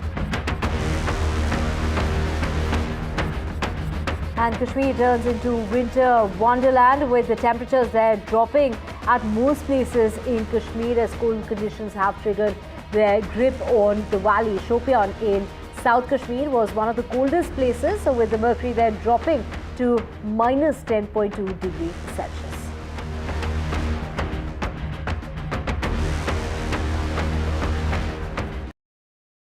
In today's interconnected world, India's voice is more crucial than ever. When India speaks, the world listens. At NDTV World, we are that voice, bringing you intelligent and insightful news from India and beyond. From geopolitics and diplomacy to economic shifts, migrations, tech disruptions, and the stories of our diaspora. We cover the news that shapes our global future. NDTV World, your new home for global news is here. I've been reporting on all issues big and small from Andhra Pradesh, Telangana, rest of South India, bringing you all the action, all that you need to know, all that you want to know. The energy of Maximum City is infectious. I bring in that energy in our news coverage from financial capital Mumbai. Covering from the southernmost part of India over the last 23 years, I bring in-depth and 360-degree coverage from the Dravidian heartland. The land of Mishti is also known for its bitter politics. I have seen much water flow under the Howrah Bridge, covering Bengal in all its vivid colors.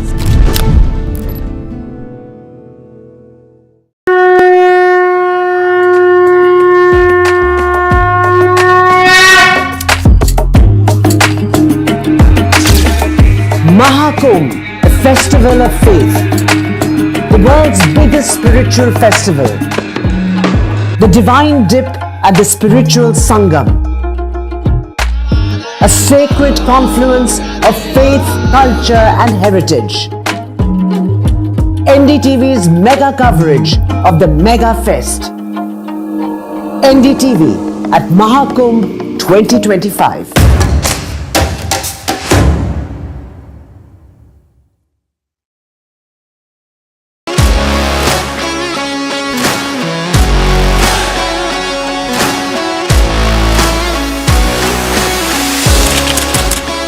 We are able to maintain the democratic fabric and the democratic system.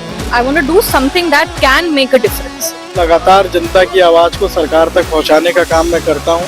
I was a student up until very recently. I really want to work and do something for my people because they have given me this opportunity. They have elected me. सोचा नहीं था कि राज्यसभा सांसद बनूंगी.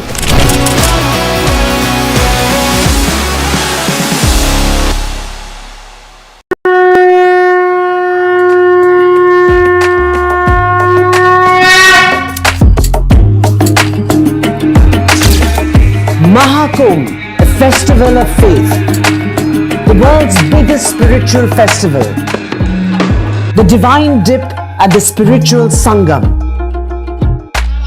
a sacred confluence of faith, culture and heritage. NDTV's mega coverage of the Mega Fest.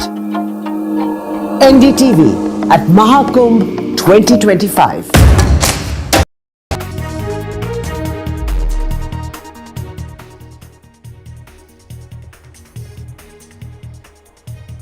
Hello and welcome. You're watching NDTV. I'm Aditi Bhardwaj and let's take a look at the top headlines that we're tracking here at this hour. Andhra Pradesh government reacts on the US allegations against Adani Green. The Andhra Pradesh government says no action is going to be taken so far as there is no concrete proof. Andhra Pradesh Chief Minister says, I don't indulge in vendetta politics. In a setback, Bangladesh court denies bail to Hindu priest Chinmoy Das. Supreme Court lawyers had appeared on his behalf in court. Lawyer says will appeal in High Court next.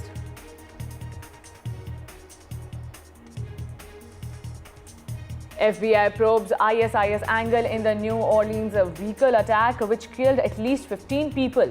New Orleans attacker identified as an Afghan war veteran. Chilling viral video of the attack has been accessed by NDTV. And reports of mass shooting emerges from New York. Shooting reported outside a New York nightclub. At least 10 people reportedly injured in the incident. Third tragic incident reported at the turn of the new year in United States. And Madras High Court makes big observation in the Anna University sexual assault case. Says case is being politicized and no genuine focus is on women's safety by political parties.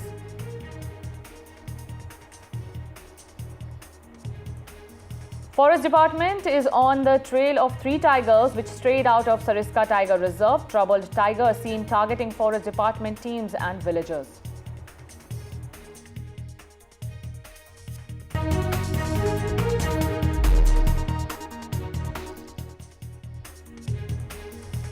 And now Andhra Pradesh Chief Minister N. Chandrababu Naidu has commented on the allegations in the US against former Chief Minister Y.S. Jagan Mohan Reddy and Adani Green. He said there will be no action on Adani Green till there is concrete proof. For more on this, my colleague Uma Sudhir is joining me. Uma, take us through the exact statement of Andhra Pradesh Chief Minister. So what Chief Minister Chandrababu Naidu has said is that they cannot just vindictively for the sake of political kind of a revenge. They are not going to be cancelling any kind of contracts until such time that they do not get any concrete proof. They are not going to be taking any kind of a punitive action. He has also pointed out that unilaterally cancelling contracts is going to be something that will invite very, very strict penalty on the government itself.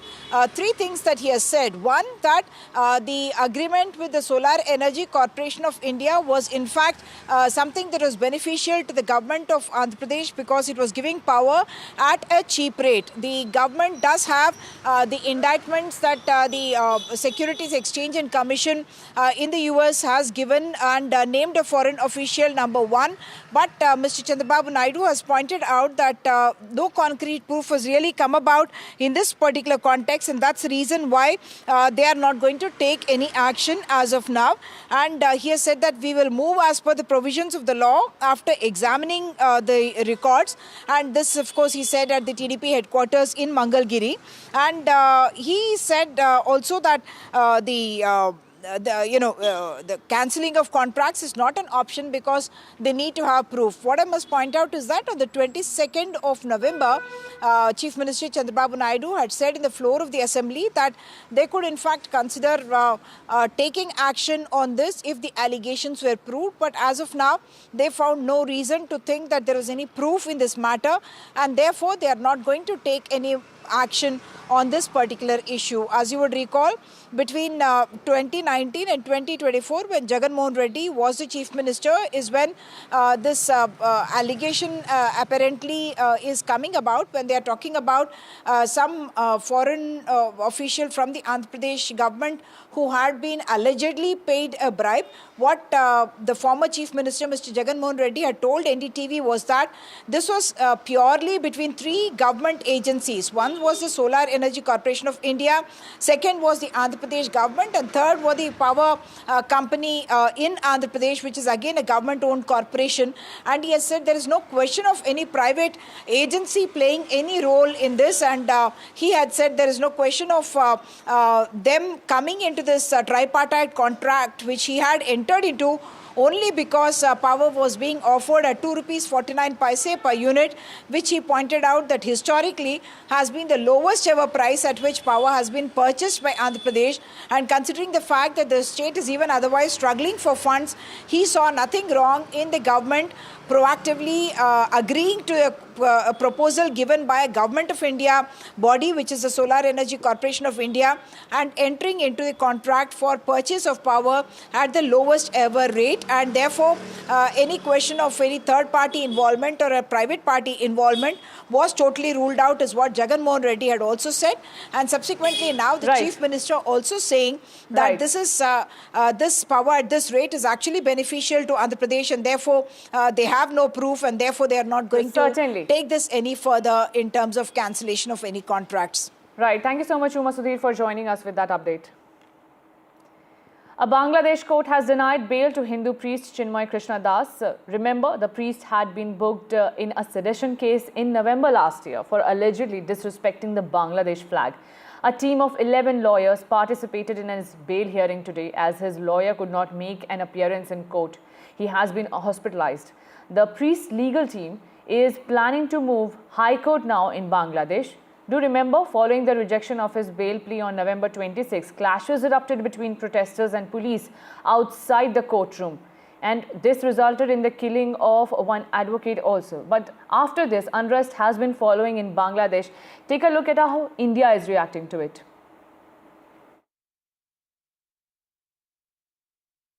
ये बहुत दुखद खबर है। हम जानते हैं कि पूरे विश्व की नज़र इस हियरिंग पर थी और सभी लोग आशा कर रहे थे कि 9 वर्ष में चिन्मय कृष्ण प्रभु को मुक्ति मिलेगी, वो आज़ाद होंगे। लेकिन 42 दिन के बाद भी जब ये आज हियरिंग हुई तो उनके बेल को रिजेक्ट कर दिया गया। लेकिन एक पॉजिटिव खबर ये है कि एटलीस्ट आज उनके जो 10-11 लॉयर थे वो लोग उनके पक्ष में खड़े होकर कोर्ट में उनका पक्ष रख सके। बांग्लादेश गवर्नमेंट को इंश्योर करना चाहिए कि चिन्मय कृष्ण प्रभु को जस्टिस मिले। तो ये जो खबर आई है बहुत ही दुखद है। And for more, Mohammad Ghazali is joining me on this. Ghazali, the bail has been rejected, but the next legal course that Chinmay Das can take is approaching the High Court. Yeah, that's the next legal recourse for Chinmay Das' counsel and his supporters there. The ISKCON has already said that perhaps they'll read the judgment, that why the court has objected for not granting bail to Mr. Das, because Mr. Das has been accused of dishonoring the Bangladeshi flag while protesting against the persecution of minorities. But the entire sequence of events, if you see for the last 1 month, on December 2nd, his hearing was scheduled, and then after the hearing, when he was granted or kind of sent to the custody and his bail was denied in the first hearing, his supporters were accused of attacking a public prosecutor, an assistant public prosecutor, a junior government lawyer basically in the court. And after that, this entire anti-India rhetoric and anti-Hindu rhetoric has somewhat influenced the case as per the supporters of Mr. Das and as per the ISKCON as an organization. But Bangladesh's foreign minister, the foreign secretary, our own foreign secretary visited recently to Bangladesh and has raised the issue of persecution against minorities, and it was perhaps believed that the court will also have a lenient view of the entire case, because Mr. Das is not somebody who is a history sheeter, but rather he was only raising the voice of the community, but only vociferously, and that is why he has been pinpointed, or he has been deliberately targeted, says his supporters. But now we'll have to see that how initially he was not getting any legal assistance as well, because his own lawyer or the lawyers who wanted to represent them came under attack. They were threatened by other lawyers, but today somehow 11 Supreme Court lawyers, or say senior team of lawyers, represented him, and yet he was not granted bail. So now the judgment will have to be seen, that why the court has denied him bail, and the next legal recourse is to approach the High Court. Right. Thank you so much, Ghazali, for joining us with that update.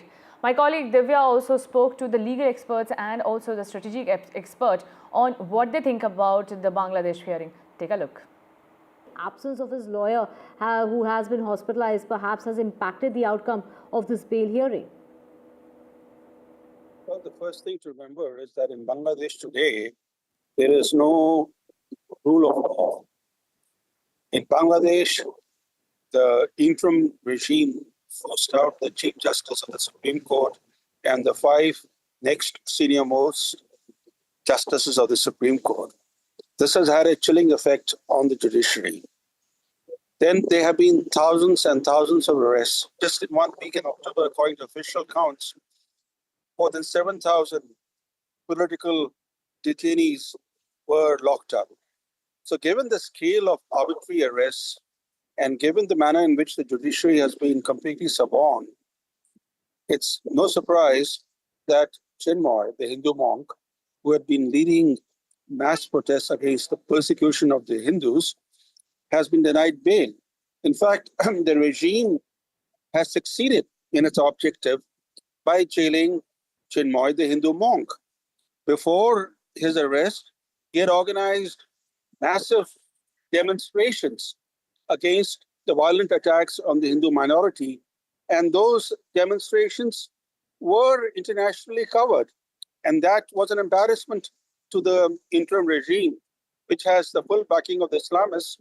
So by jailing one key individual, the leader of the mass protests, they managed to achieve their objective. Right, Mr. Chilani, also when we talk about, the Indian government, they're saying that it's hopeful of a fair and transparent trial while voicing concerns about targeted attacks on minorities at large. What is the step forward? I think the Indian government has to speak up. There's little else that the Indian government can do.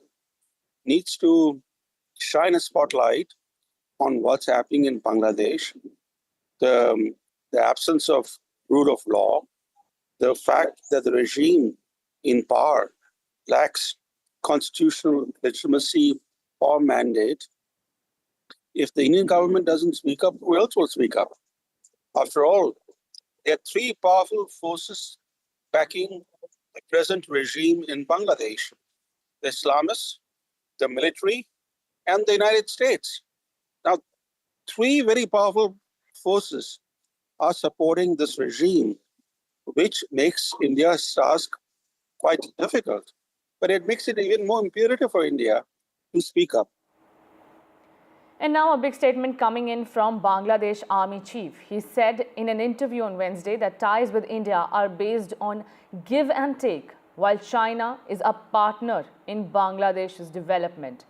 Zaman said Dhaka would not take any action amicable to New Delhi's strategic interests, as India was an important neighbor, but emphasized that ties needed to be based on fairness.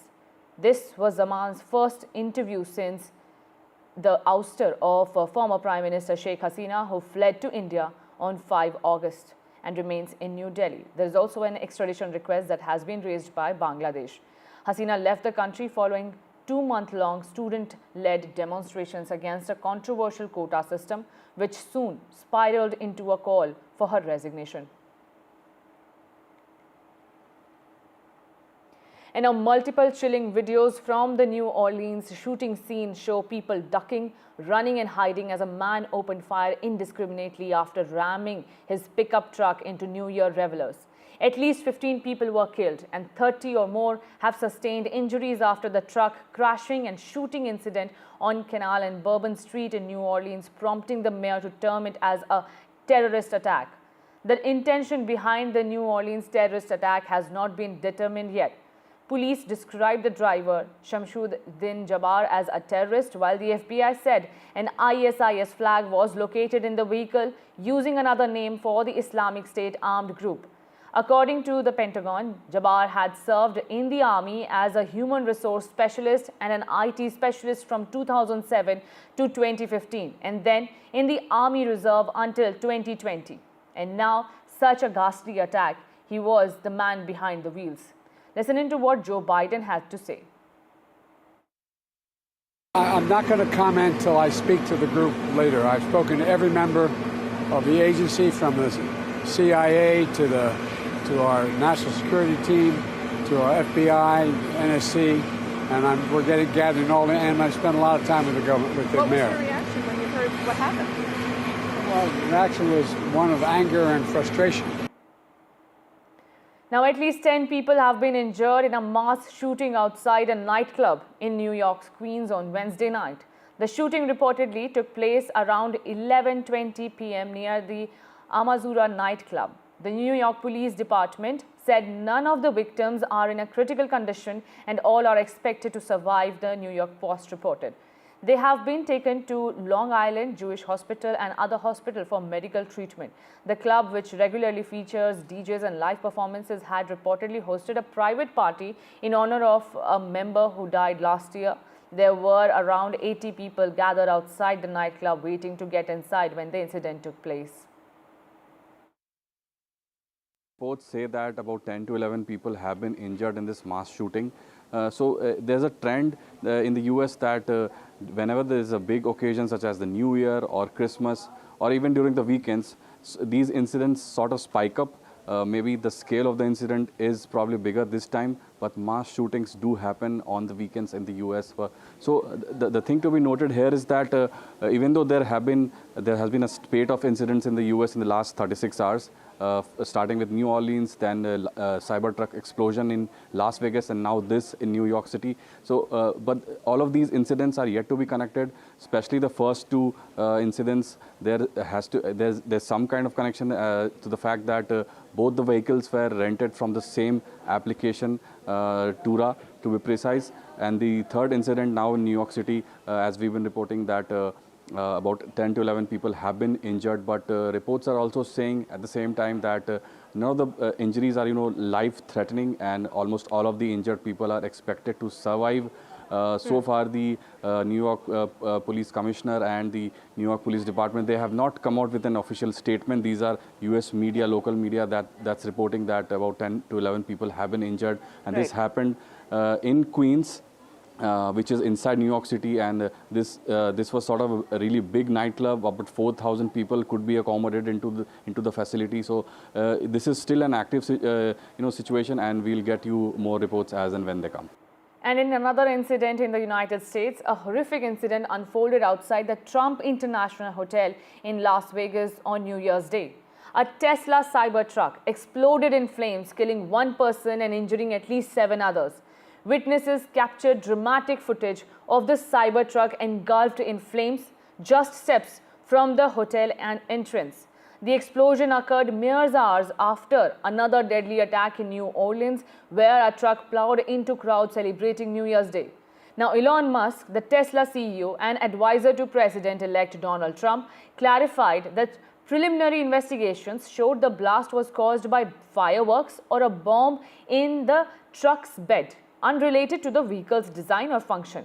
In fact, Musk further went on to say that the suspect picked the wrong vehicle for a terrorist attack. He clarified that Cybertruck actually contained the explosion and directed the blast upwards.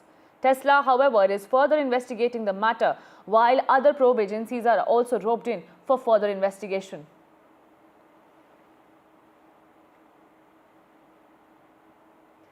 Now, the Madras High Court has today said that the alleged sexual assault case at Anna University is being politicized. There is no genuine concentration on women's safety, are the words of the High Court. The incident occurred on December 23, where a 19-year-old engineering student was allegedly sexually assaulted on the Anna University campus. The victim in her complaint said that the assailant had attacked her and her male friend, brutally assaulting the latter before dragging her into nearby shrubs where the assault occurred. Now, a big statement has been made by the High Court where it said that this case is being politicized rather than focusing on women's safety in Tamil Nadu.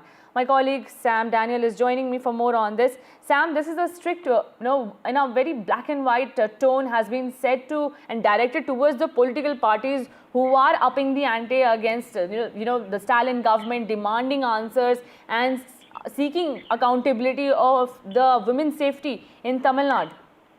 Well, Aditi, we should take them as observations, not as a ruling.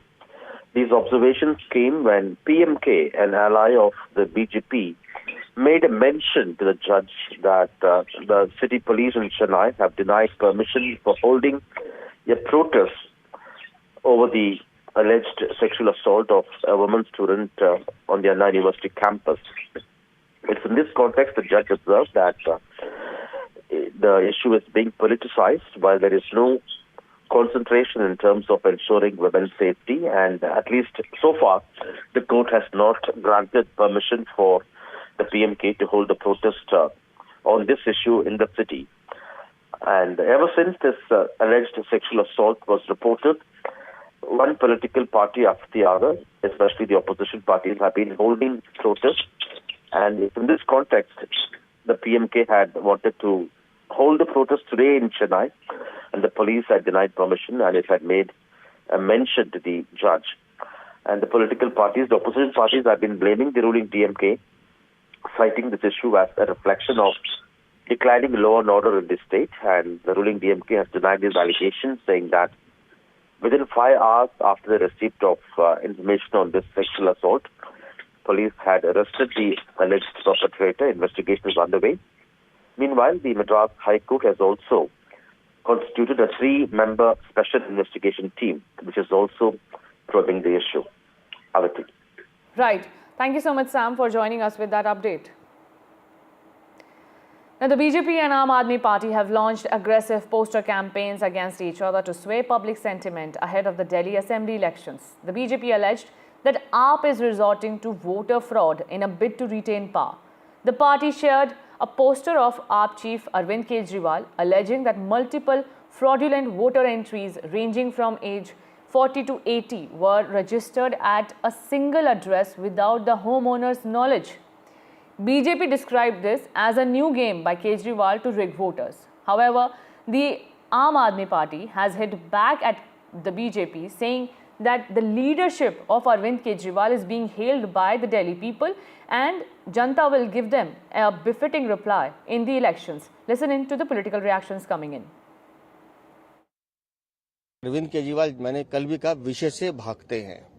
वो भ्रष्टाचार पे बात नहीं करेंगे, वो गंदे पानी पे बात नहीं करेंगे, वो बिजली पे बात नहीं करेंगे, वो टूटी सड़कों पे बात नहीं करेंगे, अपनी चोरी और शराब के घोटाले पे बात नहीं करेंगे, वो इधर उधर की बातें करेंगे। आप हमें इतना बताइए कि दिल्ली को 10 से 12 सालों में जो तुमने बर्बाद किया है, उसका जवाब, उसकी जवाबदेही आपकी है या नहीं, इसका जवाब दें। दिल्ली की सरकार क्या कर रही है, ये देखने का विषय है। दिल्ली की सरकार ने सिर्फ लूटने और छलने का काम किया है। मेरी पत्नी ने अपना वोट कटवाने के लिए आवेदन 4 जनवरी 2024 को दिया। 4 जनवरी 2024 को यह आवेदन दिया, जिला निर्वाचन कार्यालय सुल्तानपुर। ये वोटर लिस्ट है। मैं भेंट कर रहा हूं और वीरेंद्र सचदेवा और उनकी पार्टी को और मोदी जी को, इसमें मेरे माता जी का नाम है राधिका सिंह, पिताजी का नाम है दिनेश सिंह। इसके अलावा न मेरा वोट है न मेरी पत्नी का वोट है। Since the Delhi polls is just round the corner, 2025, the start of this new year, has in fact escalated the poster war between the BJP and the AMNY party. Today morning, in fact, BJP again, raising the issue of fake votes, had in fact released, rather issued a poster against Arvind Kejriwal saying that he loves fake voters, and in fact going on to allege that the senior leader of the AMNY party, Sanjay Singh, his wife, both of them have been registered in numerous constituencies here in the national capital.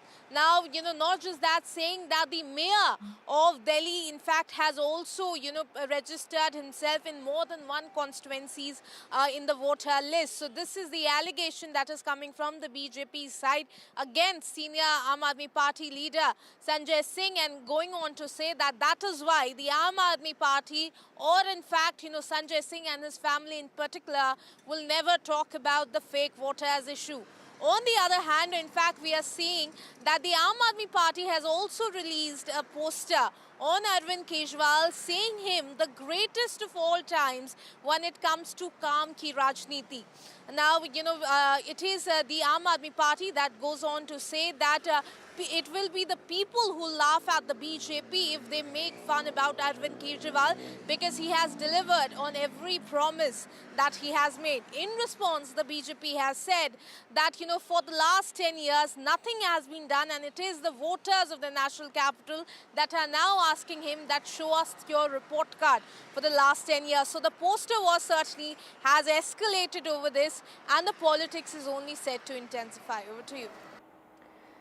West Bengal Chief Minister Mamata Banerjee has launched a scathing attack on the BSF and infiltration, saying the BSF is responsible for infiltration and entry of terrorists to disrupt West Bengal.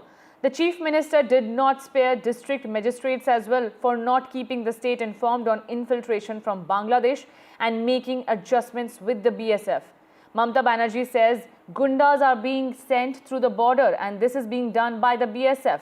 And it is a blueprint of the union government to support terror to disturb Bengal. Listen in to what she has to say. Border guard Trinamool Congress দেয় না, border guard BSF দেয়, এমনকি পুলিশও দেয় না। কিন্তু পুলিশের কাছে জেলার ইনফরমেশন থাকে, যখন ঢুকে যাচ্ছে কোথায় যাচ্ছে, এখানে গুন্ডা পাঠিয়ে দেওয়া হচ্ছে, বর্ডার দিয়ে খুন করছে চলে যাচ্ছে, এই রকম লোক পাঠানো হচ্ছে। এটা বিএসএফ এর অনেক ভেতরকার কাজ। এর মধ্যে কেন্দ্রীয় সরকারের একটা ব্লুপ্রিন্ট আছে। And my colleague Saurabh Gupta is joining me for more on this. Saurabh, a big statement is made by West Bengal Chief Minister on the BSF as well as on the centre.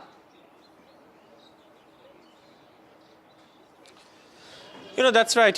Obviously, the Chief Minister for a long time has been a critic of the functioning of the BSF. In fact, the West Bengal government has always maintained that when it comes to infiltration, when it comes to the border and guarding the border, that's solely the responsibility of the BSF. The BSF, on the other hand, has said that, we need support from the state, we need land, all of that. So that has been an ongoing debate between the two sides. But what has happened in the last few days is that there has been a lot of infiltration attempts, and there have been cases where, for example, fake passports have been recovered, and infiltrators have been getting documents, and that is something that has been used to question the state government as to what it was doing. Now, in response, of course, Chief Minister said that, look, the DMs may have information, and she did not spare district magistrates as well. But she said that this is, of course, something that the BSF is doing, bringing in people in an aim to destabilize Bengal.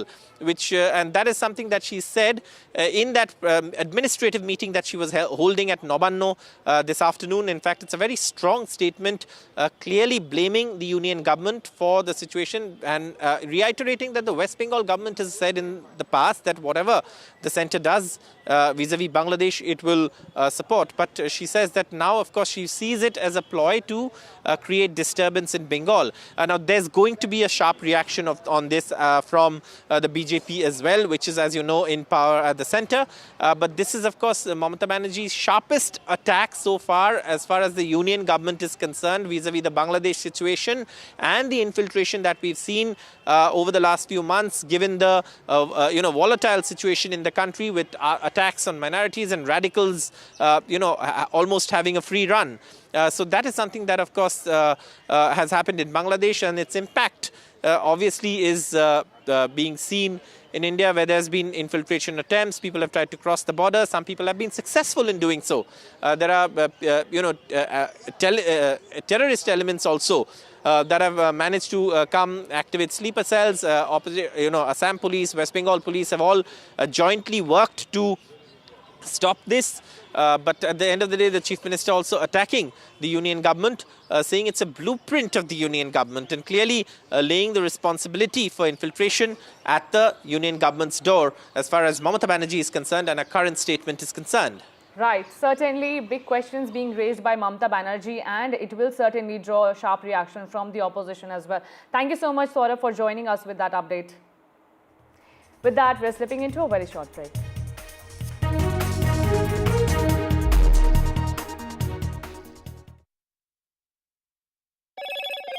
Hello, Moto. Motorola Edge 50 Pro, world's first AI-powered pro-grade camera.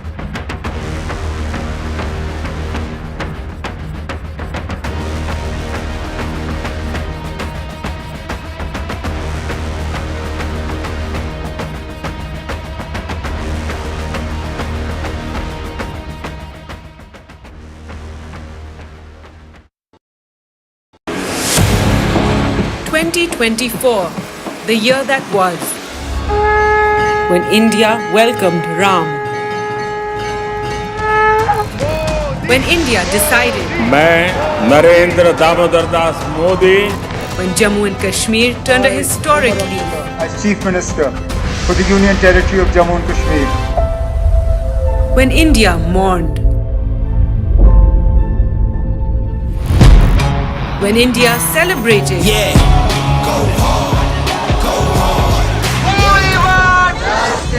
When India protested. When India felt proud. When India scaled new highs. NDTV brought it all to you, your trusted news destination. Yesterday, today, and tomorrow.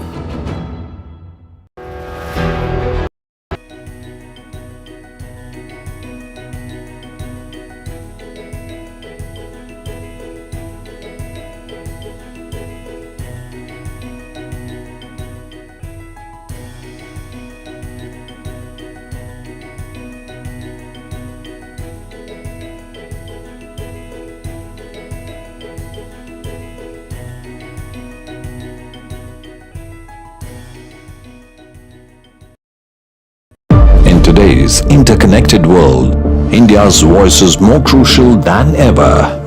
When India speaks, the world listens. At NDTV World, we are that voice, bringing you intelligent and insightful news from India and beyond. From geopolitics and diplomacy to economic shifts, migrations, tech disruptions, and the stories of our diaspora. We cover the news that shapes our global future. NDTV World, your new home for global news is here. I've been reporting on all issues big and small from Andhra Pradesh, Telangana, rest of South India, bringing you all the action, all that you need to know, all that you want to know. The energy of Maximum City is infectious. I bring in that energy in our news coverage from financial capital Mumbai. Covering from the southernmost part of India over the last 23 years, I bring in-depth and 360-degree coverage from the Dravidian heartland. The land of Mishti is also known for its bitter politics. I have seen much water flow under the Howrah Bridge, covering Bengal in all its vivid colors.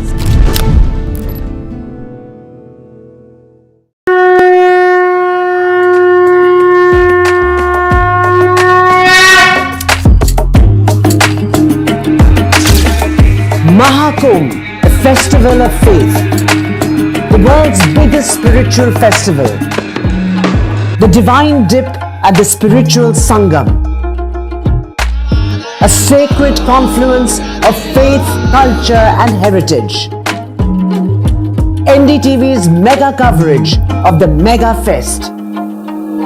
NDTV at Mahakumbh 2025.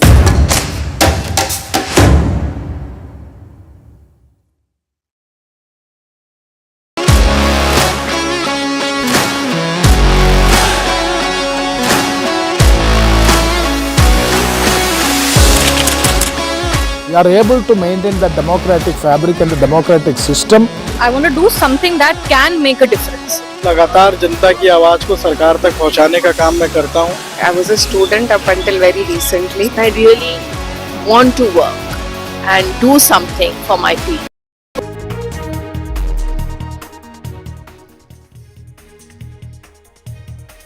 Welcome back. You're watching NDTV 24/7. I'm Divya Vata. We have a whole lot lined up for you, including Andhra Pradesh's Chief Minister that has commented on the allegations in the US against former Chief Minister YS Jagan Mohan Reddy and the Adani Green Group. Now, he has gone on to say that there will be no action on Adani Green till there is concrete proof. The AMNY, this is of course the Andhra Pradesh government reacting to, and saying that there's no action that's been taken and no action till there's concrete proof. But the Andhra Pradesh Chief Minister says, I don't indulge as far as vendetta politics is concerned, and that's the difference between the TCP and the YSRCP. So what Chief Minister Chandrababu Naidu has said is that they cannot just vindictively, for the sake of political kind of a revenge, they are not going to be cancelling any kind of contracts until such time that they do not get any concrete proof. They are not going to be taking any kind of a punitive action. He has also pointed out that unilaterally cancelling contracts is going to be something that will invite very, very strict penalty on the government itself. Three things that he has said. One, that the agreement with the Solar Energy Corporation of India was in fact something that was beneficial to the government of Andhra Pradesh because it was giving power at a cheap rate. The government does have the indictments that the Securities Exchange and Commission in the US has given and named a foreign official number one. But Mr. Chandrababu Naidu has pointed out that no concrete proof has really come about in this particular context, and that's the reason why they are not going to take any action as of now. And he has said that we will move as per the provisions of the law after examining the records. And this, of course, he said at the TDP headquarters in Mangalgiri. And he said also that the cancelling of contracts is not an option because they need to have proof. What I must point out is that on the 22nd of November, Chief Minister Chandrababu Naidu had said in the floor of the assembly that they could in fact consider taking action on this if the allegations were proved. But as of now, they found no reason to think that there was any proof in this matter. Well, news coming in regard to the Khel Ratna Awards that will be held later this month, and it is now there is news coming in regard to the Source Ministry there that said that Olympic medalist Manu Bhaker and chess champion, this is a chess world champion D. Gukesh, are among the 4 athletes to get the Dhyan Chand Khel Ratna Award that will be held in the month of January. So later this month is when those awards will take place, and it is Manu Bhaker who was not in the list earlier on, and the Khel Ratna as far as the chess champion is also concerned. So the Khel Ratna will be also going to others, and to get more who all are on that list, we have Osama joining us.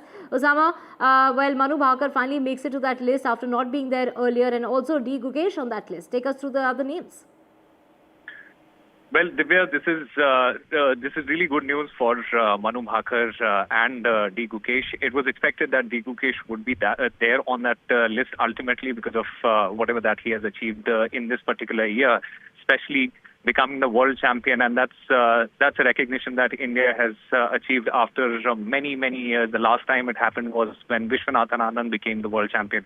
As far as Manu Bhaker is concerned, Manu Bhaker earlier there were a lot of controversy regarding her name, where Manu Bhaker's name wasn't included in the Khel Ratna Award list, and Manu Bhaker in fact herself had come out and said that, look, it might be a lapse on my part that I did not do the proper paperwork and did not enter my name on time, and is the reason why there was a miss. But because of what she had achieved in the last year, especially during the Olympics, becoming the first woman, first Indian ever to win 2 Olympic medals in the same edition of the Olympics. And that has something that has prompted the entire sporting community to push her name for more recognitions. And Khel Ratna Award is something that probably is awarded to one of the best players in Indian sports history. And along with D. Gukesh and Manu Bhaker, there is also Praveen Kumar as well as Harmanpreet Singh, the hockey captain of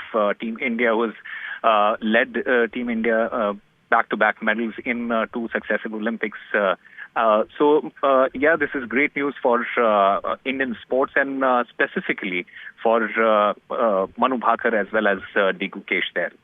Right, of course, a lot of, this issue that was raised, whether Manu Bhaker would be getting that award or not. And of course, all the awardees, the 4 awardees, will receive their awards from the President of India, Draupadi Murmu, at that award function that will take place at the Rashtrapati Bhavan on the 17th of January at 11 o'clock in the morning.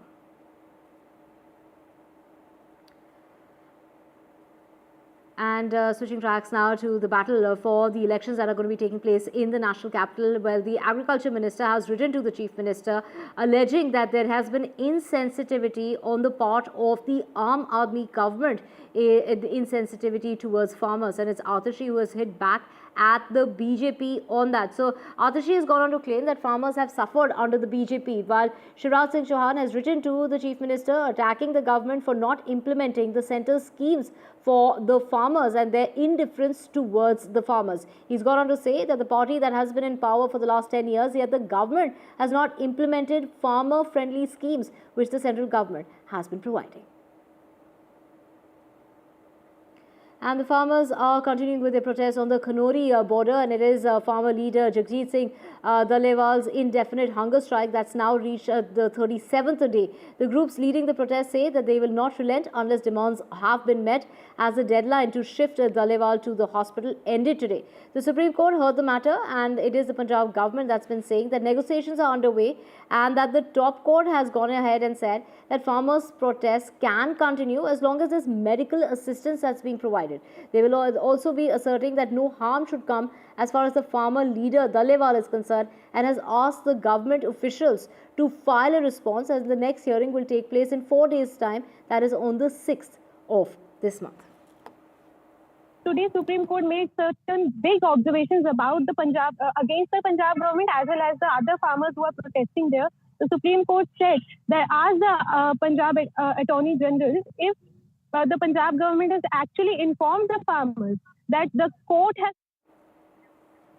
And news coming in regard to Manu Bhaker, whose name has finally now been announced. She will, the double Olympic medalist, and also it is the world champion D. Gukesh who have made it to the Khel Ratna list. This is the award ceremony that will be taking place on the 17th of January at the Rashtrapati Bhavan. It will be the President of India, Draupadi Murmu, who will be awarding 4 athletes, including Manu Bhaker and D. Gukesh. And to know more on this in regard to the other names that have made it to this list, we have my colleague Osama joining us. Osama, double Olympic medalist Manu Bhaker, whose name was not there initially, even though she won, twice over as far as Olympics is concerned. Finally, her name has finally been announced. So, of course, in that list that has been announced by the Sports Ministry, it is Manu Bhaker, the double Olympic medalist, whose name has finally been announced, along with chess world champion D. Gukesh among the athletes to get the Dhyan Chand Khel Ratna Award.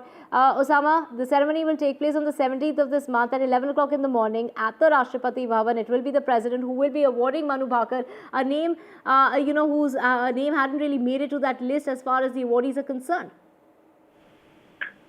Yes, Divya, specifically with Manu Bhaker, there was a lot of controversy when her name had not appeared in that particular list earlier.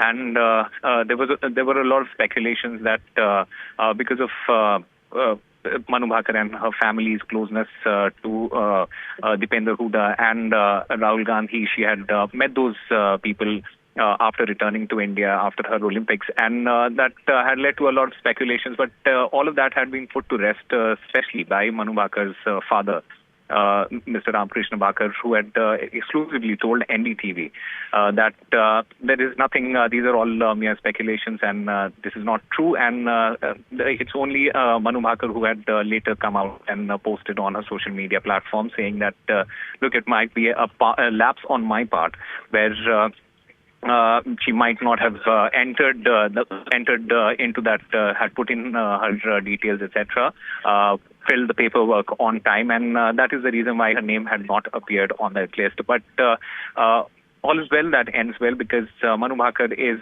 probably one of the best sports persons in India at the moment. She has achieved something that not a lot of people have achieved. She has won 2 Olympic medals in the same edition of the Olympics, something that will stand out and something that has stood out, and is the reason why her name has been now added to that elusive list of the winners of the Khel Ratna Award. Along with her, there is also D. Gukesh.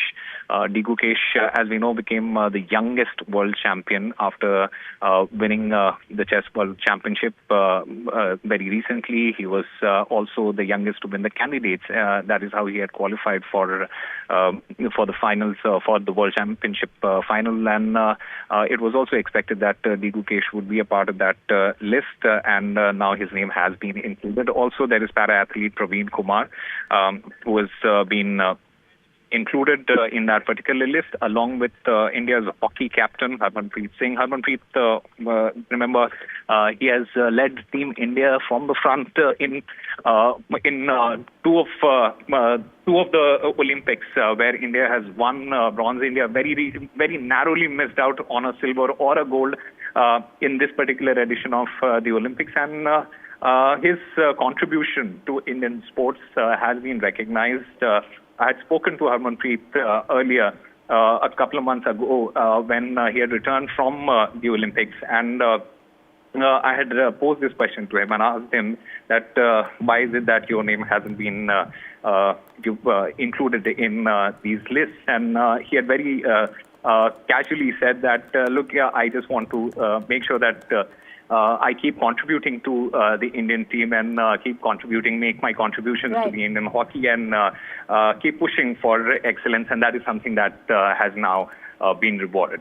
Right, let's just go across to Rakesh Rao, senior sports journalist. Thank you so much for speaking with us here on NDTV. Good news coming in for Manu Bhakar. After that initial snub, her name has finally been included in the list of nominees for the Khel Ratna awardees. I'm so happy, because I think sanity has eventually prevailed, because, I mean, how could they even miss it, you know? And of course, she just deserved it. And also this thing about somebody applying or not applying, I think that particular thing should be just thrown out of the window. There is a committee which you think is a high-powered committee where you have, you know, ex-sports people, I mean, people who have served this country well. You have people from SAI. You have also people who are, you know, seasoned journalists. In their collective wisdom, how could they just miss it? But also at the same time, this committee has to be held responsible. Any committee from now on, we should learn from this. And a double medalist in Olympic Games, one of a kind, and you just ignore it because apparently the person hadn't applied. Now, the first thing is this, you know, people applying for the award, that should be done away with. Because if you have a committee, let them take a call. You know the number of people who are there who have done well in the last 365 days. Do that. If it's an Arjuna award, please look at what they have done. You have the record. But there's people applying for the sake of it. And then, I mean, I've been around long enough to understand what goes on in that committee. There are certain names which are already ticked, and no discussion is encouraged, because either they are from somebody who is in really high authority. It could be the minister himself. But the point is that a lot happens there. So it's high time that we took a call here. I request even the Prime Minister just intervene, a direct intervention from there, and say enough is enough. Let's not have any more controversies. Let the people take responsibility who are in that committee and face the music if they really go wrong, like the way they did at first instance. As far as Manu is concerned, of course, the whole nation stands by her, and she deserves it, and so does someone like Gukesh. What a sports person. And these two youngsters, the best part is, Khel Ratna is now being won by people who are really young and they're really making things happen. They're not waiting for things to happen. Absolutely. And Rakesh Rao, hi, this is Usama. And my question to you specifically on Manu Bhaker there. There had been a lot of speculations with respect to her politics, with respect to her family's closeness to certain political parties and political leaders.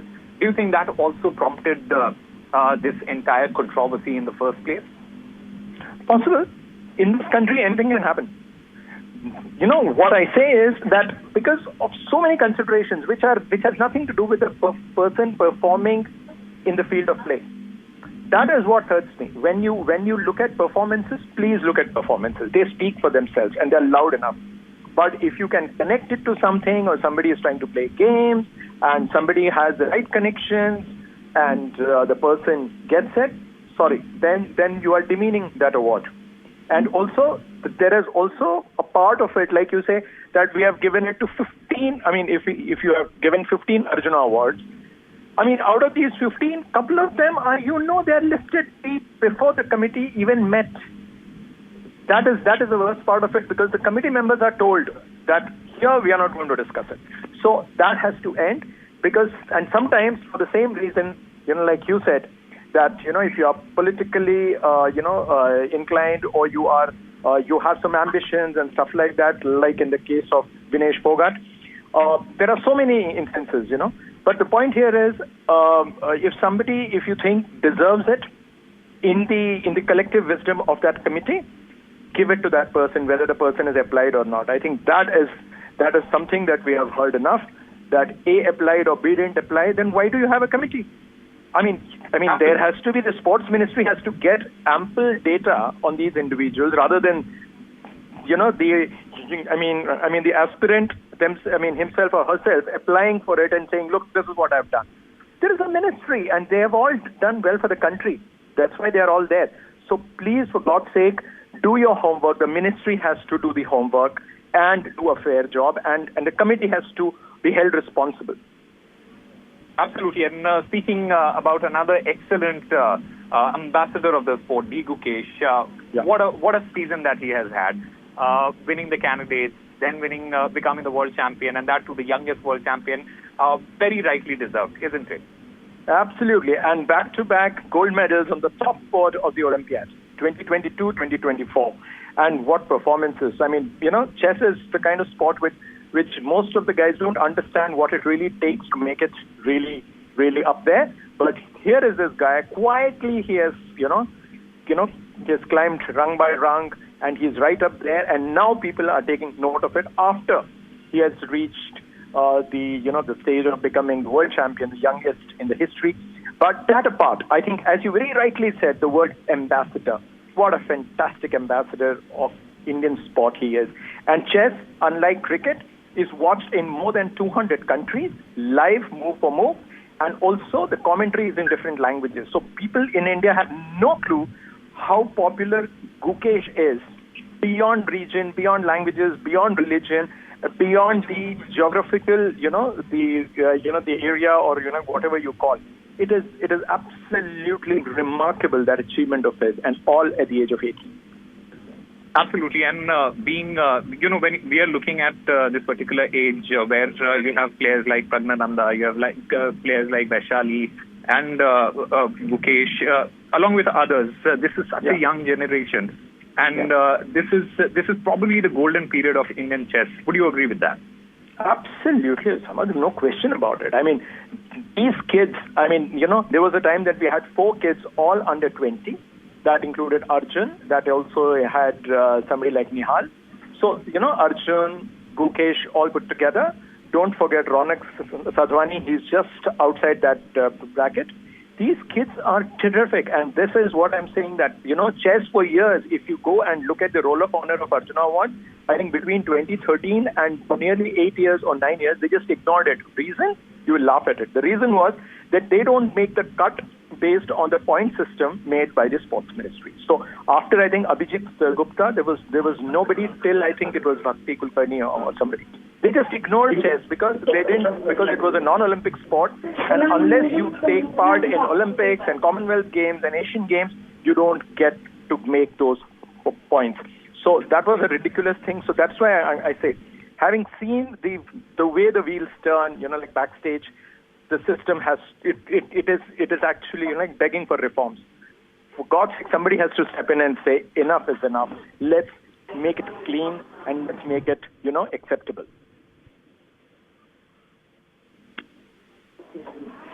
All right, Rakesh Rao, thank you very much for speaking to us and putting everything in perspective. It is indeed a great achievement, and for Manu Bhaker as well as Gukesh, along with the para-athlete Praveen Kumar and Harmanpreet Singh, the captain of the Indian hockey team.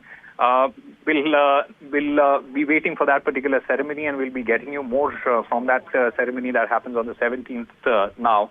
But indeed, a great achievement there by Manu Bhaker and as well as the rest of the winners there. Of course, 32 names have been listed by the Sports Ministry. They've named 32 athletes, including 17 para-athletes for Arjuna Awards. Manu Bhaker, D. Gukesh, Harmanpreet Singh as well as Praveen Kumar have been nominated to receive the Major Dhyan Chand Khel Ratna Award, and this has been confirmed. And of course, it was Manu Bhaker who won that double medal as far as the Paris Olympics is concerned. And D. Gukesh there, the youngest world chess champion at 18, who won that chess champion last month. And Harmanpreet Singh led India's men's hockey team to their second consecutive bronze medal at the Paris Olympics 2024. Thank you so much, Osama, for getting us all those details. With that, we're slipping in a short break. Back with a whole lot more. To stay with us.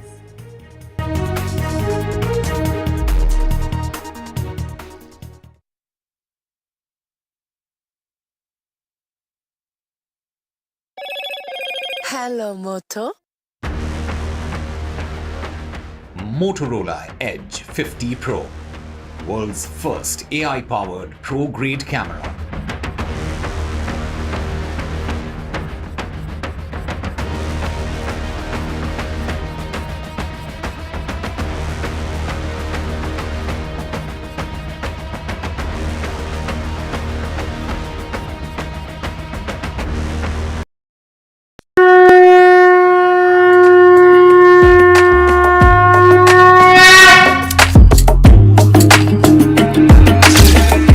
Mahakumbh, a festival of faith, the world's biggest spiritual festival, the divine dip at the spiritual Sangam,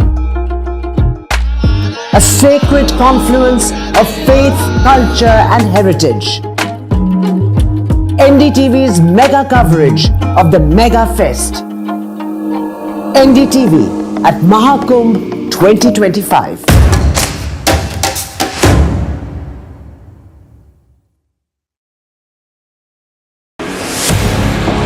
2024, the year that was, when India welcomed Ram. When India decided, मैं Narendra Damodar Das Modi, when Jammu and Kashmir turned a historic leaf, as Chief Minister for the Union Territory of Jammu and Kashmir, when India mourned, when India celebrated,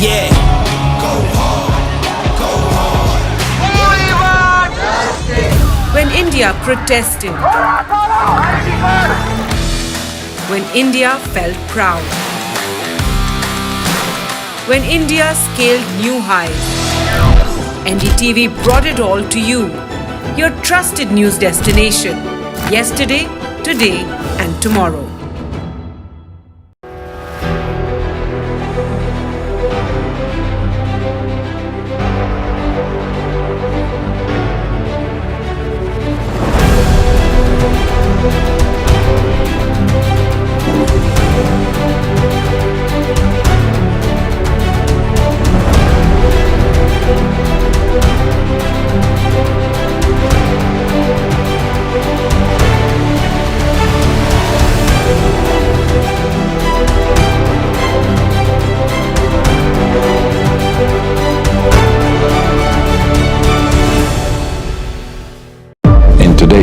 interconnected world, India's voice is more crucial than ever. When India speaks, the world listens. At NDTV World, we are that voice, bringing you intelligent and insightful news from India and beyond. From geopolitics and diplomacy to economic shifts, migrations, tech disruptions, and the stories of our diaspora. We cover the news that shapes our global future. NDTV World, your new home for global news is here. I've been reporting on all issues big and small from Andhra Pradesh, Telangana, rest of South India, bringing you all the action, all that you need to know, all that you want to know. The energy of Maximum City is infectious. I bring in that energy in our news coverage from financial capital Mumbai. Covering from the southernmost part of India over the last 23 years, I bring in-depth and 360-degree coverage from the Dravidian heartland. The land of Mishti is also known for its bitter politics. I have seen much water flow under the Howrah Bridge, covering Bengal in all its vivid colors.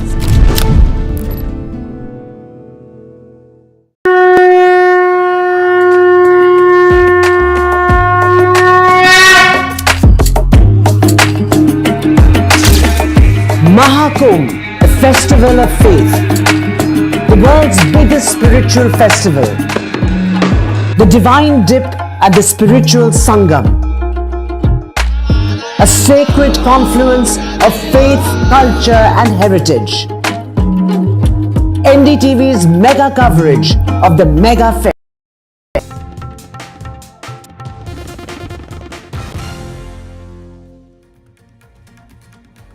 Good afternoon, everyone. India's ace shooter Manu Bhaker will get that prestigious Dhyan Chand Khel Ratna award, and it's Mamata Banerjee versus Centre yet again, this time over infiltration. All that and more coming up. But first, the headlines. Khel Ratna for Manu Bhaker, Khel Ratna for chess champion Gukesh, and Khel Ratna also for Harmanpreet Singh, India's hockey champ. West Bengal Chief Minister Mamata Banerjee questions BSF over infiltration. BSF letting infiltrators slip in. That's what her big allegation is, and she will write to the centre, she has said.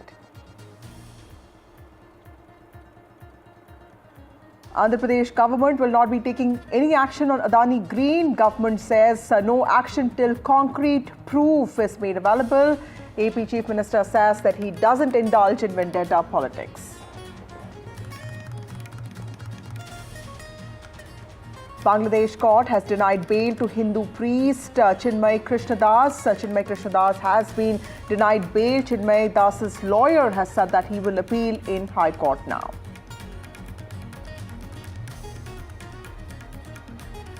Meanwhile, FBI probes ISIS angle in the New Orleans vehicle attack case where 15 people got killed. The attacker has been identified as an Afghan war veteran. Chilling viral video of the attack has also been accessed. Madras High Court says Anna University case is being politicized. The High Court says no genuine focus on women's safety. Madras High Court makes a big observation in the Anna University sexual assault case, says the case is being politicized and that there's no genuine focus by political parties on improving women's safety.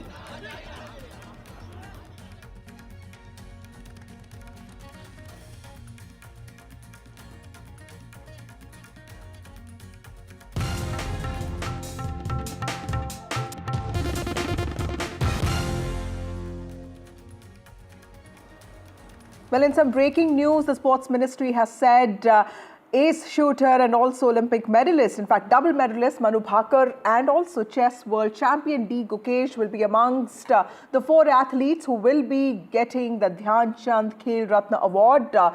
In fact, double Olympic medalist Manu Bhaker and world chess champion D. Gukesh are among the 4 athletes who will be honoured with the Major Dhyan Chand Khel Ratna award on the 17th of January. This is a statement that has been issued by the Sports Ministry on Thursday. Manu's name, if you remember, was initially actually missing from the list of nominees for the Khel Ratna Award, which is the highest sporting honor in the country. In fact, Indian men's hockey team captain Harmanpreet Singh and Paralympian Praveen Kumar will also be receiving the Khel Ratna Award from the President of India, Draupadi Murmu, at a specifically organized function at Rashtrapati Bhavan in the capital of India, New Delhi, on the 17th of January. Based on the recommendations of the committee and after due scrutiny, government has decided to confer awards upon the following sportspersons, coaches, university and entity. That's what the ministry has said today in a statement. A big moment for 22-year-old Manu Bhaker, who became the first independent, India's first athlete to win 2 medals in a single edition of the Olympics, with a bronze winning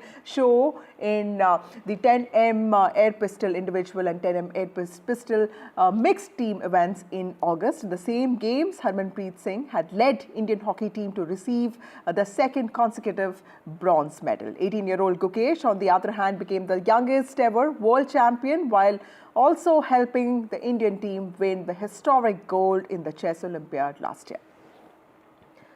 We have Shagun Chaudhary joining us as we discuss the implications of this moment for us. Shagun, tell us, big day for Manu Bhaker and other 3 athletes who will be receiving the Khel Ratna Award. What are your initial thoughts?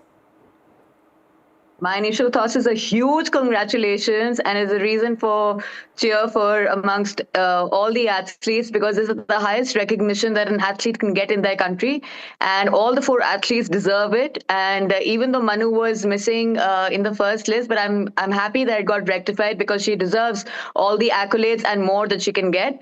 And congratulations to all 4, and I couldn't be happier. This is such, I mean, Happy New Year to everyone. This is absolutely amazing. Shagun, we talked about the self-nomination process that led to a lot of confusion in the earlier days because Manu's name was not earlier part of the list of nominees. What could be your suggestions to the ministry, to the government, to avoid such kind of confusions? Because, the champions need to be recognized for their awards and recognitions, and it should not be left upon them to fill in forms, isn't it? Absolutely. The thing is, we are athletes. We are not very well versed with the whole digital world about processes and all. We spend most of our time on the range, on our fields, right? So we barely get any time. So if Manu missed out, it is, the whole country recognizes her. So these kind of things should not happen. And in fact, any athlete that's deserving and as deserving as her should anyway be considered by the ministry and the government themselves. It shouldn't be left to the athlete to kind of apply for this process, because she is the only athlete from India that has ever won 2 medals in the same edition of the games. So missing out on the Khel Ratna, which is the highest recognition, would have been a complete disaster. But I'm glad that the government rectified it. And please don't leave these things to the athletes, because we have way too much on our plate. And like I said, we don't spend too much time in front of a computer filling up forms. So if this can be handled by the ministry and by the government, I think we'll be much more at ease, and we'll continue to do what we need to do, which is basically play and make the country proud. Thank you, Shagun Chaudhary, for joining us. Satyanarayan, who's the chief coach of the Paralympic Committee, also joins us. Thank you, Mr. Satyanarayan. And what are your initial thoughts, sir, for athletes being awarded the prestigious Dhyan Chand Khel Ratna Award? One of them is also a Paralympian. We've all been made very proud by Paralympians last year. That has been the highlight of a sporting performance. Tell us, what are your initial thoughts? See, what you told is exactly correct. It should be required, or nobody should put application. Yeah. Application, without application, people should get recognized. Right. Hello? Yes, sir, we can hear you. Please go on. See, without putting any application, award should be recognized. 1. Again, this is the Olympic year. More Khel Ratna awards should be given for athletes. Right. More athletes. Reason, you must be knowing very well. See, India, now only you are looking on the Olympic arena. Before, you were not much medal you were getting in the Olympics or Paralympics. You should be increased on especially in the Paralympic, you should be increased the award, size of the awards. Khel Ratna, at least, even my para athletes, Some people, they won on the gold. Even last Paralympic Games also, they won the medal. They didn't get that. But my athletes are kept on the patience. They definitely, the next year, I am thinking this recognition will be done for my athletes.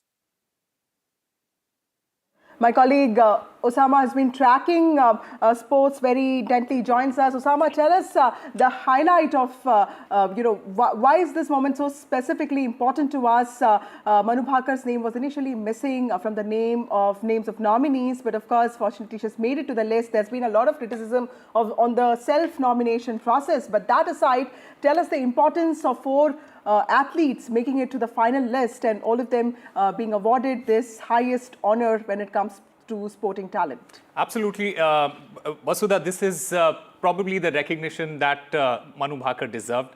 Along with Harmanpreet Singh, the captain of the Indian hockey team, Praveen Kumar, the para-athlete there, and D. Gukesh, who has had a stellar season. He won the candidates, the youngest to do that. Then he went on to become the youngest world champion. These are something that, as a 17-year-old, you could only dream of.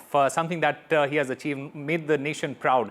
Speaking specifically about Manu Bhakar there, Manu Bhakar, after that debacle at the Tokyo Olympics, the journey that she has had and the way that she has lifted herself, there was a moment in her time when Manu Bhakar was not very sure of continuing the sport, and she had spoken to NDTV earlier where she had said that there were a lot of doubts.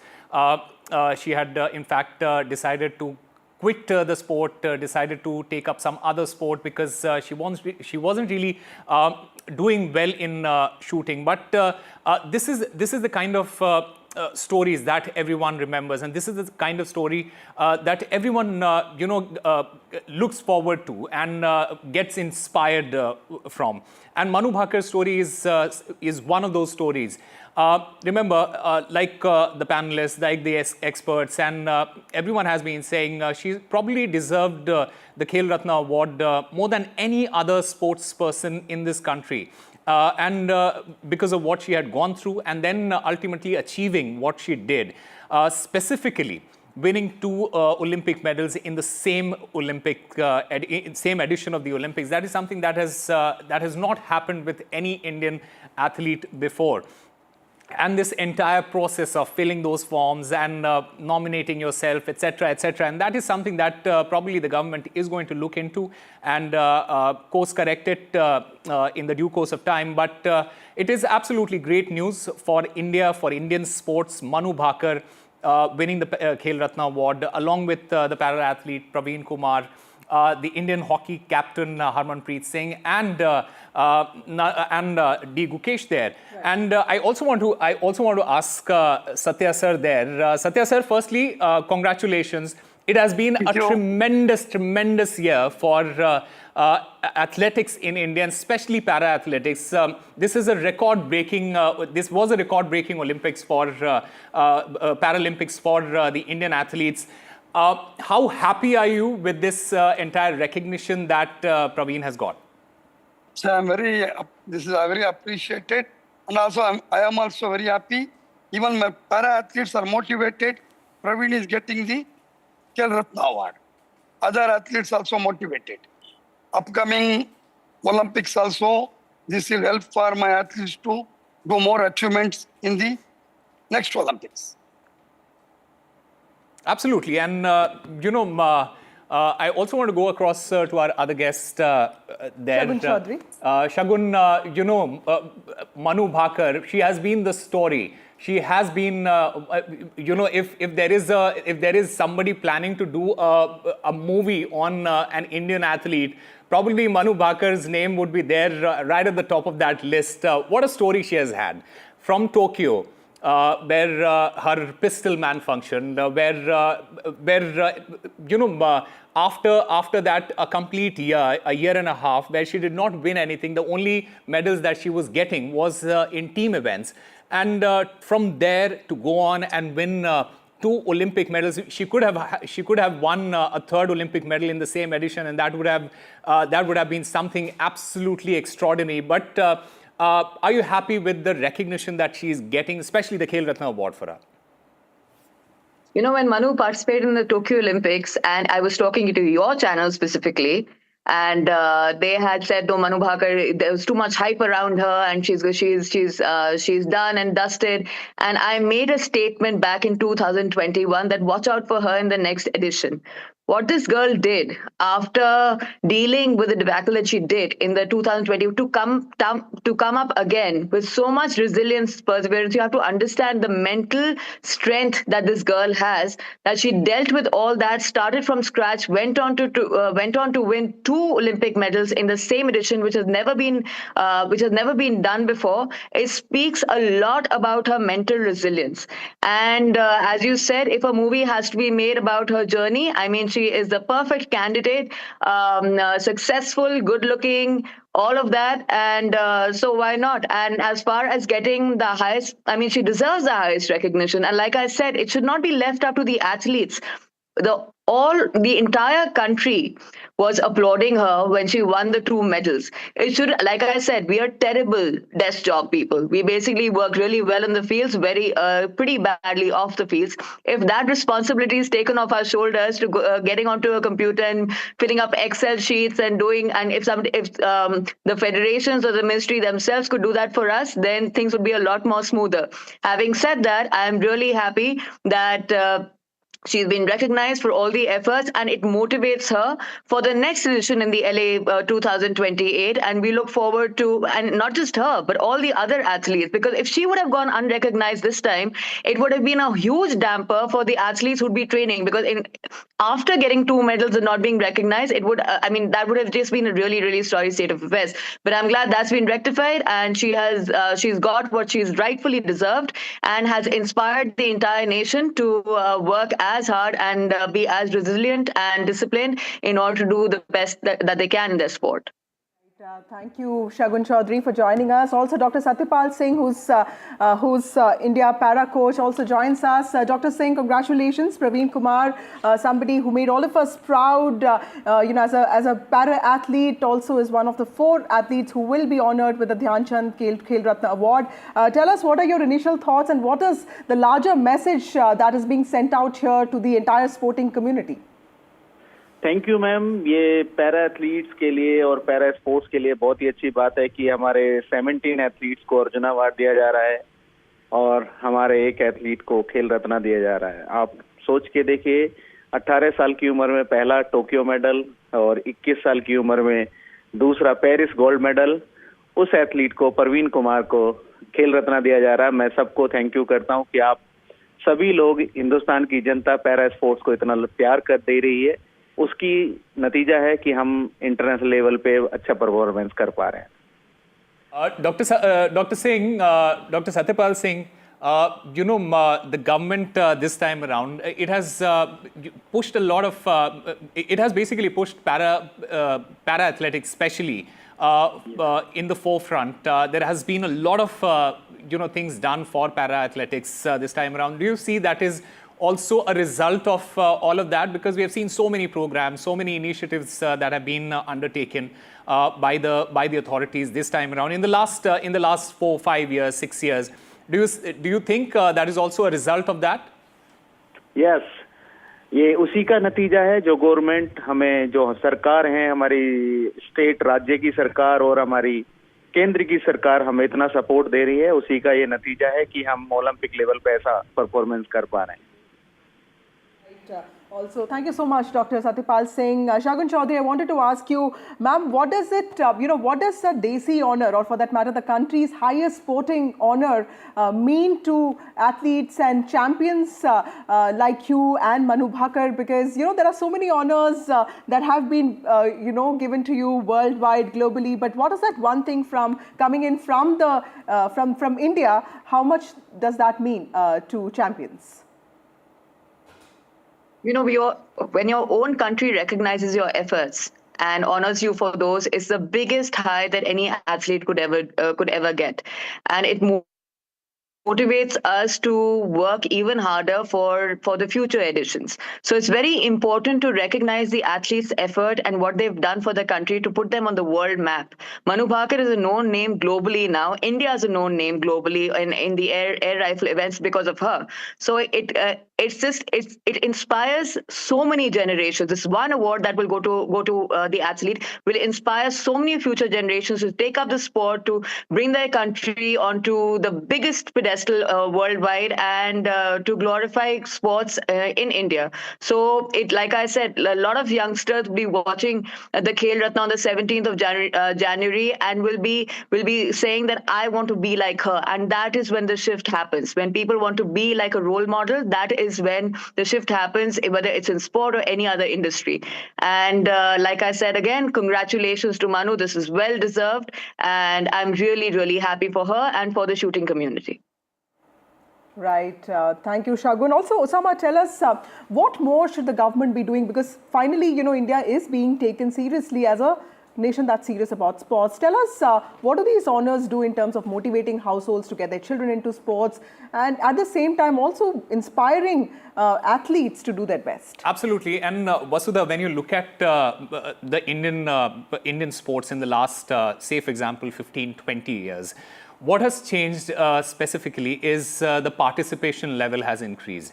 And we are not just speaking about one or two sports, because India, as we all know, is a cricket-crazy nation. Everyone wants to become a cricketer. Everyone wants to play cricket. Everyone wants, there is IPL, there is other tournaments that are taking place. So everyone, they basically want to try their hands at cricket and do something with cricket. But at the same time, in the last 10, 15 years, what has happened is, because India has established itself on the global stage, you see the likes of Neeraj Chopra. What he did has basically inspired an entire generation. You are seeing so many people taking up that sport, and that is what basically these achievements and these recognitions do to these sports people and the entire the young people of this country.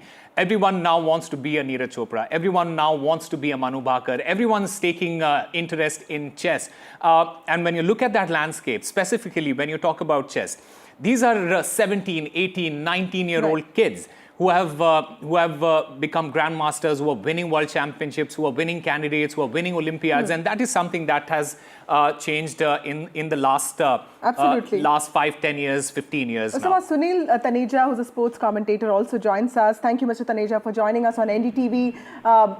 You heard the news. Manu Bhaker and 3 others will be awarded the prestigious Dhyan Chand, the Khel Ratna Award.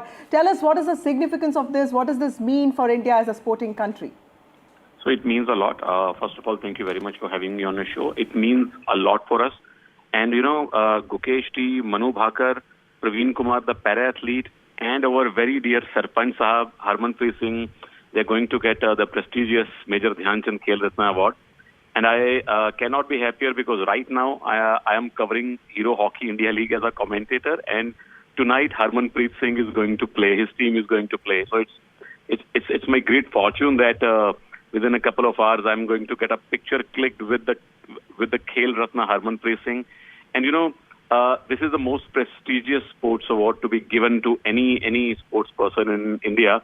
And if you see the 4 sports persons, they come from very different, they belong to different sports. Harmanpreet is a hockey player, the Indian captain. Manu Bhaker, the only Indian player to win 2 medals in one Olympics. Praveen Kumar has won 2 medals at the Paralympics. And of course, Gukesh D, the teenager world champion of chess. So that shows that India is no more a single sport nation. We all love cricket. We all keep on loving cricket. But we all know about Manu Bhaker. We all want to watch hockey. And we all, want to see young sports persons like Gukesh D do well at the global stage. And of course, our great para-athletes who actually performed out of their skins in the Tokyo Paralympics as well as Paris Paralympics. So as a sports fan, as a sports commentator, I could not be happier. Absolutely. And Vasudha, but the thing is, Sunil Taneja there, one of the finest voices when it comes to commentary. He has covered hockey, he has covered Olympic sports for so many years. And when it comes from Sunil Taneja himself, it means a lot. Sunil ji, in your iconic style, I just want to hear something something in praise of Manu Bhaker and our very own Sarpanch Harmanpreet saying this is a great moment for both these athletes along with Praveen and Gukesh. But in your iconic voice, we want to hear something in the praise of these two athletes. जब Olympics चल रहे थे, I coined this term Sarpanch Sahab for Harmanpreet Singh, and this is only my great fortune and also the good fortune of the word itself, Sarpanch Sahab.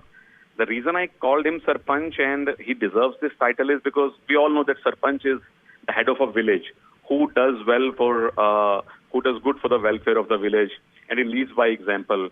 And it's a very small group that he leads, being the head of a village. So Sarpanch Harmanpreet Singh is the captain, the Sarpanch of Indian hockey teams. And let me tell you from my personal experience, and when I talk to the senior, super senior players of hockey, they all will agree on this fact that Harmanpreet Singh, despite being such a great player, I mean, he is the third or fourth highest goal scorer for India ever. He's still a very, very humble man. Whenever you go to meet him, any senior player meets him, or a commentator meets him, or some of his fans meet him, he is really very humble, very grounded, and I think that makes him far more special. Of course, he's a world-class drag flicker. And until a few years back, we had this not so good reputation that our hockey team used to lose the matches in the clutch moments. We were leading, or the match was going to be a draw, and we used to concede a goal in the dying moments and lose the match or draw already won match. But in the Paris Olympics, I think I saw it for the first time that not just once, but twice or thrice, we won the matches in the clutch moments. The matches we were supposed to lose or draw, we won those matches all thanks to Harmanpreet Singh. India used to manufacture a penalty corner in last 2 minutes, and Harman used to convert that very crucial penalty corner, including in that bronze medal match against Spain.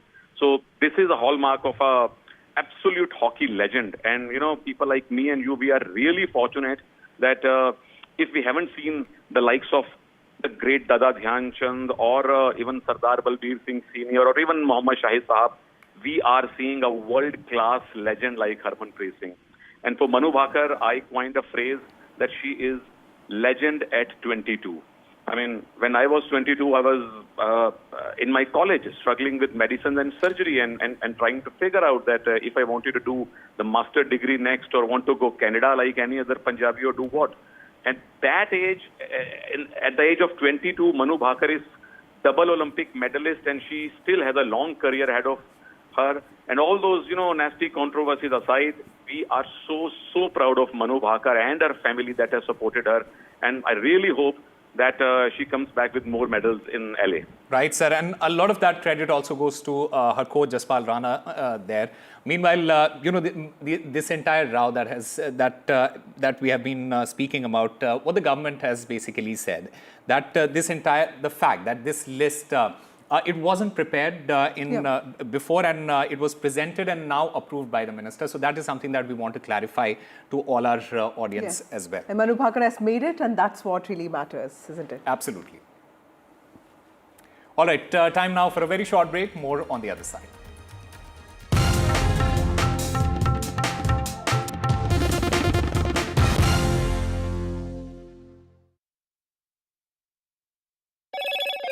Hello, Moto.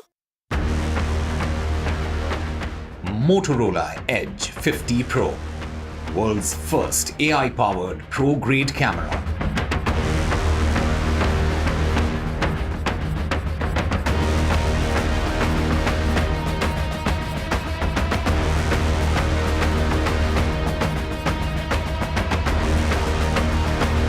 Khel Ratna Award for Manu Bhaker, also chess champion Gukesh and Harmanpreet Singh. West Bengal Chief Minister Mamata Banerjee questions BSF over infiltration now. BSF letting infiltrators slip in. Mamata Banerjee will also be writing to the centre. Andhra Pradesh government says no action will be taken on Adani Green. Andhra Pradesh government says no action till concrete proof. In fact, the Chief Minister said that he doesn't indulge in vendetta politics. Bangladesh court denies bail to Hindu monk Chinmay Krishna Das. He's been denied bail. His lawyer, in fact, has said that they will appeal in High Court now.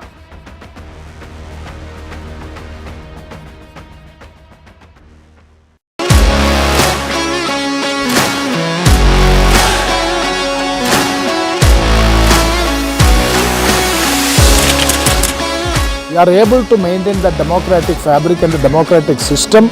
I want to do something that can make a difference. लगातार जनता की आवाज को सरकार तक पहुंचाने का काम मैं करता हूं.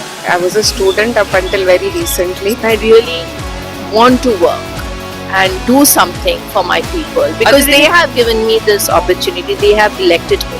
सोचा नहीं था कि राज्यसभा सांसद बनूंगी.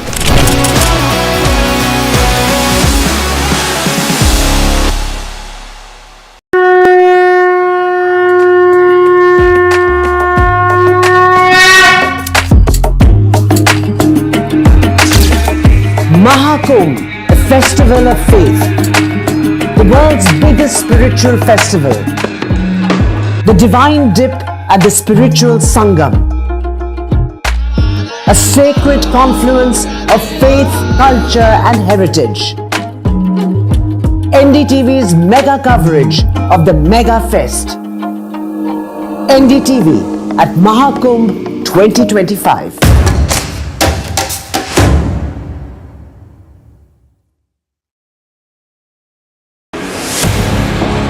2024, the year that was, when India welcomed Ram. When India decided, मैं Narendra Damodar Das Modi, when Jammu and Kashmir turned a historic leaf, as Chief Minister for the Union Territory of Jammu and Kashmir, when India mourned,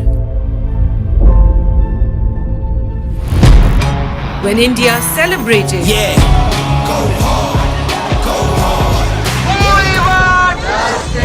when India protested, when India felt proud,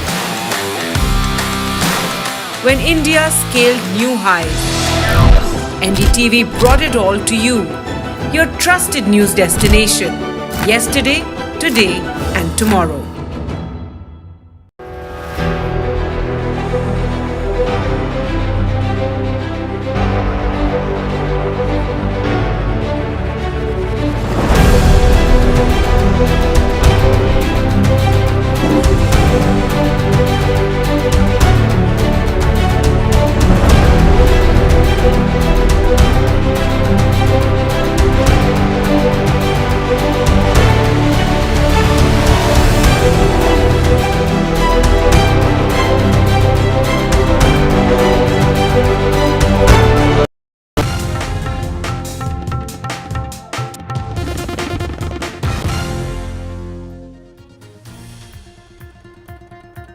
Ahead of the upcoming Delhi polls, Prime Minister Narendra Modi's big Delhi blitz tomorrow. Prime Minister Narendra Modi will be inaugurating multiple projects in Delhi.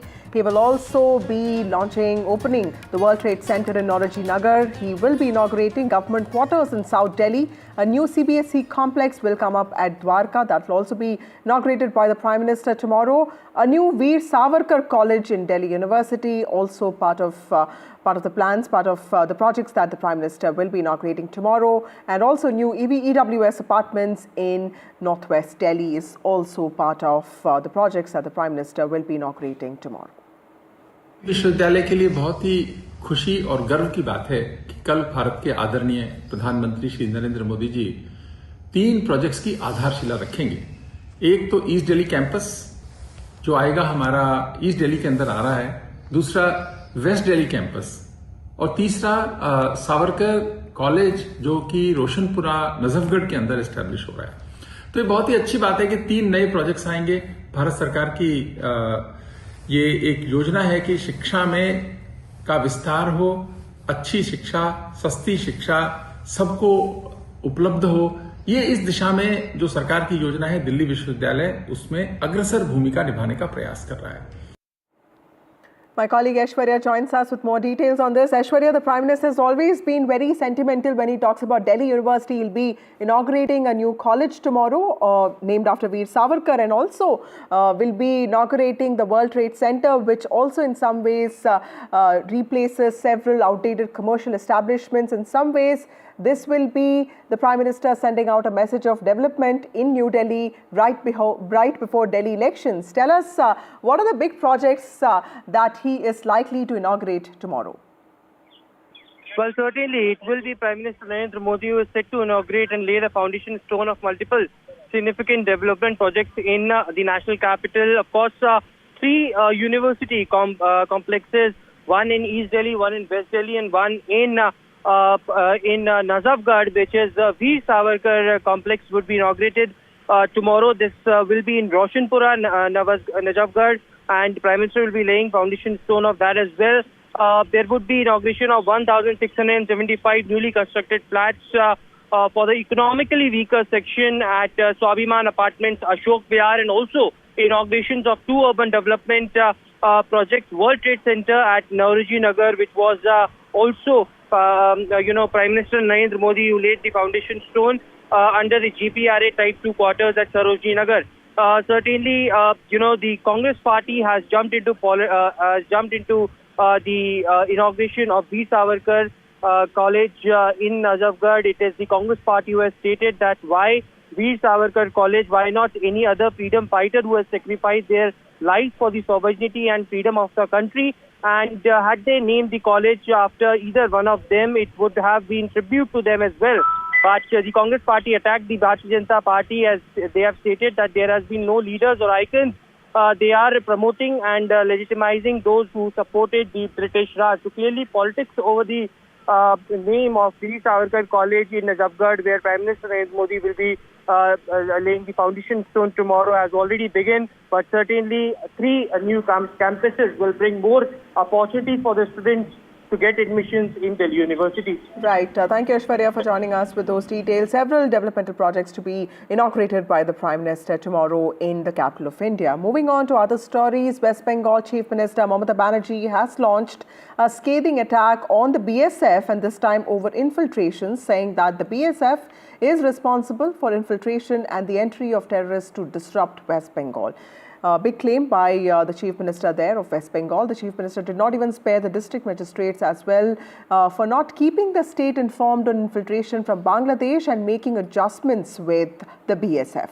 Mamata Banerjee, who is also the chief of TMC, has said that gundas are being sent through the border and this is being done by the BSF, and that it is a blueprint of the union government to support terror to disturb Bengal. She said that she'll also be writing to the centre about this. The Chief Minister made these comments at an administrative meeting with DMs and top officials of the state administration. Mamata Banerjee has said that some people are trying to shift responsibility of the BSF to the Trinamool Congress. She has also said that DMs are not fulfilling their responsibility and that she would be writing a strong letter to the union government over all of this. Border guard Trinamool Congress দেয় না, border guard BSF দেয়, এমনকি পুলিশও দেয় না। কিন্তু পুলিশের কাছে জেলার ইনফরমেশন থাকে যখন ঢুকে যাচ্ছে, কোথায় যাচ্ছে। এখানে গুন্ডা পাঠিয়ে দেওয়া হচ্ছে, বর্ডার দিয়ে খুন করছে, চলে যাচ্ছে, এই রকম লোক পাঠানো হচ্ছে। এটা বিএসএফের অনেক ভেতরকার কাজ। এর মধ্যে কেন্দ্রীয় সরকারের একটা ব্লুপ্রিন্ট আছে। हंसी आती है कि बंगाल की सरकार रेड कारपेट बिछा दे बांग्लादेश के लिए, और अभिषेक बनर्जी अभिषेक जी बांग्लादेशियों पर राजनीति करें। आज बांग्लादेशी घुसपैठ बंगाल एक नर्सरी बन गया है। My colleague Saurabh Gupta, who tracks West Bengal for us, joins us with more details on this. Saurabh, tell us the main points of what Mamata Banerjee said today and how has the centre or the BJP responded to that? Well, I mean, the comments of Mamata Banerjee came in the backdrop of, the administrative meeting, and she, of course, was very livid about the death of a Trinamool Congress leader in Malda.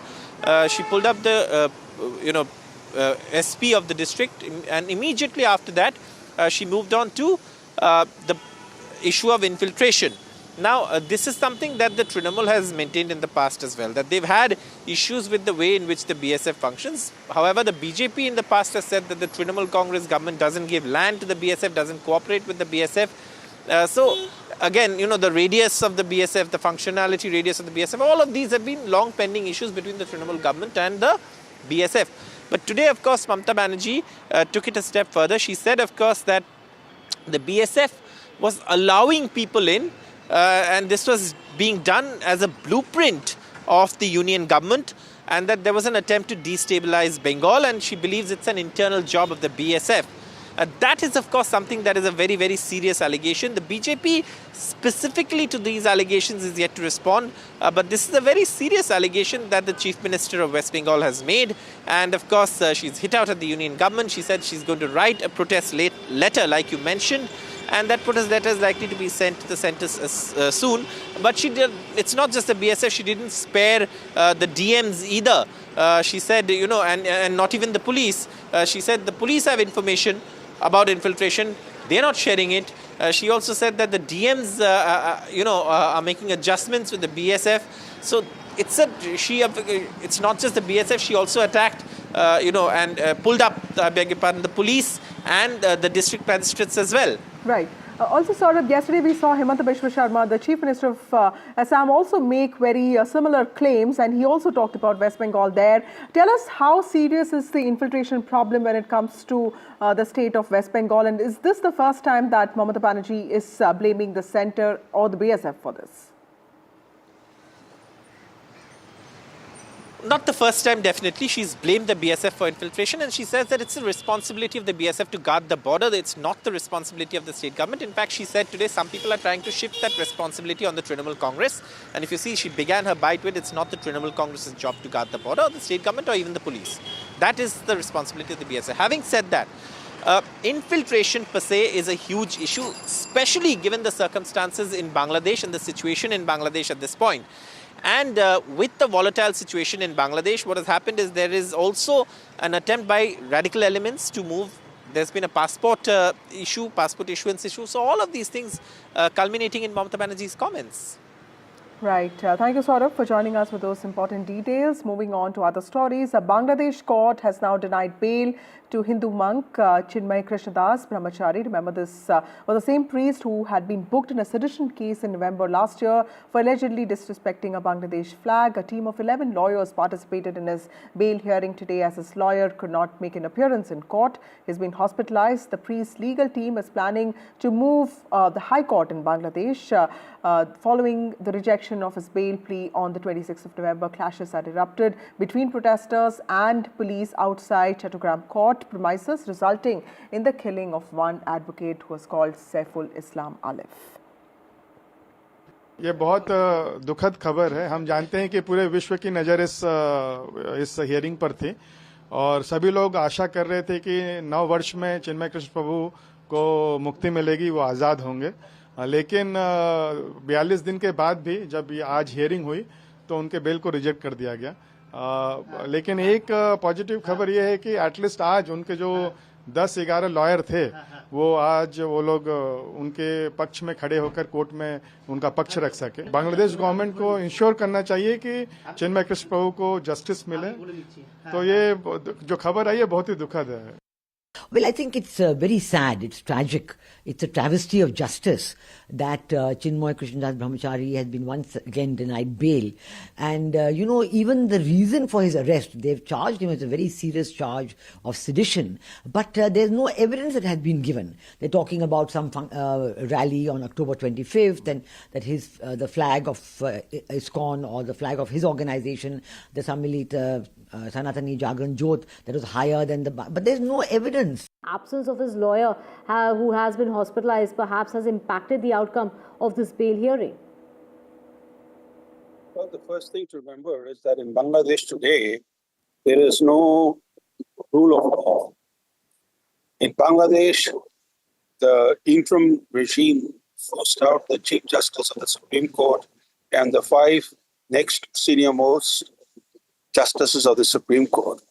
This has had a chilling effect on the judiciary. Then there have been thousands and thousands of arrests. Just in 1 week in October, according to official counts, more than 7,000 political detainees were locked up. So given the scale of arbitrary arrests and given the manner in which the judiciary has been completely suborned, it's no surprise that Chinmoy, the Hindu monk, who had been leading mass protests against the persecution of the Hindus, has been denied bail.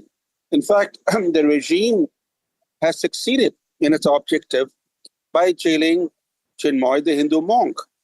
Before his arrest, he had organized massive demonstrations against the violent attacks on the Hindu minority, and those demonstrations were internationally covered.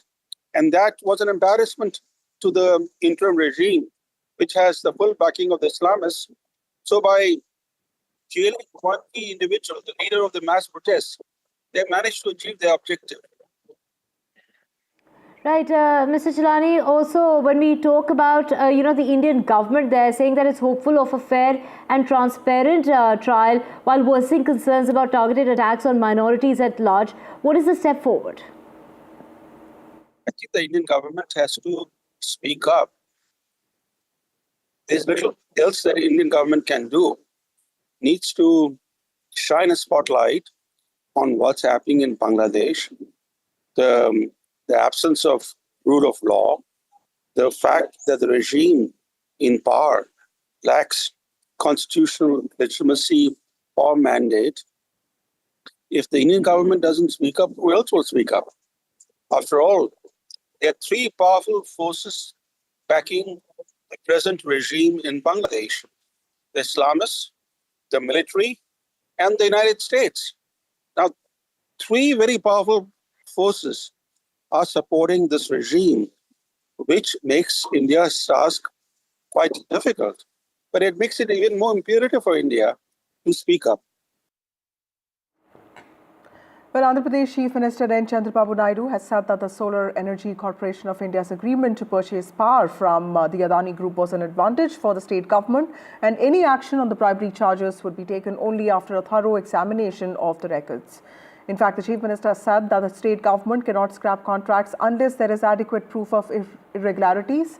He said, and I quote, "We have to pay high penalties if we scrap these contracts. Unless there is clear proof, we cannot take action. We will move ahead as per the provisions of law after examining the records." That's what the Chief Minister of Andhra Pradesh, Chandrababu Naidu, has said today. So what Chief Minister Chandrababu Naidu has said is that they cannot just vindictively, for the sake of political kind of a revenge, they are not going to be cancelling any kind of contracts until such time that they do not get any concrete proof. They are not going to be taking any kind of a punitive action. He has also pointed out that unilaterally cancelling contracts is going to be something that will invite very, very strict penalty on the government itself. 3 things that he has said. One, that the agreement with the Solar Energy Corporation of India was in fact something that was beneficial to the government of Andhra Pradesh because it was giving power at a cheap rate. The government does have the indictments that the Securities Exchange and Commission in the US has given and named a foreign official number 1. But Mr. Chandrababu Naidu has pointed out that no concrete proof has really come about in this particular context, and that's the reason why they are not going to take any action as of now. And he has said that we will move as per the provisions of the law after examining the records. And this, of course, he said at the TDP headquarters in Mangalgiri. And he said also that the cancelling of contracts is not an option because they need to have proof. What I must point out is that on the 22nd of November, Chief Minister Chandrababu Naidu had said in the floor of the assembly that they could in fact consider taking action on this if the allegations were proved. But as of now, they found no reason to think that there was any proof in this matter. Well, moving on, multiple chilling videos from the New Orleans shooting scene show people ducking, running and hiding as a man opened fire indiscriminately after ramming his pickup truck into New Year revelers. In fact, 15 people have been killed and 30 or more have been injured in this after this truck came crashing and shooting incident at Bourbon Street in New Orleans, prompting the mayor to term this as a terrorist attack. The intention behind the terrorist attack has not been ascertained yet. Police described the driver, Shamsuddin Jabbar, as a terrorist, while the FBI has said an ISIS flag was also located inside the vehicle, using another name for the Islamic State armed group. According to Pentagon, Jabbar has served in the army as a human resources specialist and an IT specialist from 2007 to 2015 and then in the Army Reserve till 2020. I'm not going to comment till I speak to the group later. I've spoken to every member of the agency, from the CIA to our national security team, to our FBI, NSC, and we're gathering all the, and I spent a lot of time with the government, with the mayor. What was your reaction when you heard what happened? Well, the reaction was one of anger and frustration. Well, time for a short break. More news and updates on the other side.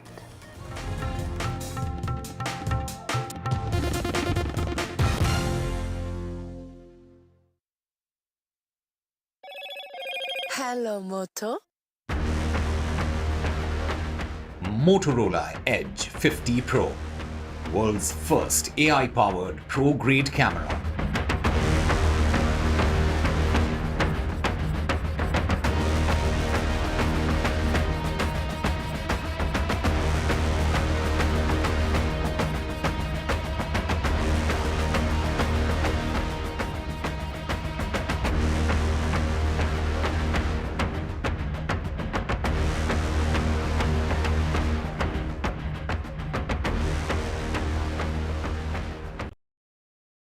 In today's interconnected world, India's voice is more crucial than ever. When India speaks, the world listens. At NDTV World, we are that voice, bringing you intelligent and insightful news from India and beyond. From geopolitics and diplomacy to economic shifts, migrations, tech disruptions, and the stories of our diaspora. We cover the news that shapes our global future. NDTV World, your new home for global news, is here. I've been reporting on all issues, big and small, from Andhra Pradesh, Telangana, rest of South India, bringing you all the action, all that you need to know, all that you want to know. The energy of Maximum City is infectious. I bring in that energy in our news coverage from financial capital Mumbai. Covering from the southernmost part of India over the last 23 years, I bring in-depth and 360-degree coverage from the Dravidian heartland. The land of Mishti is also known for its bitter politics. I have seen much water flow under the Howrah Bridge, covering Bengal in all its vivid colors.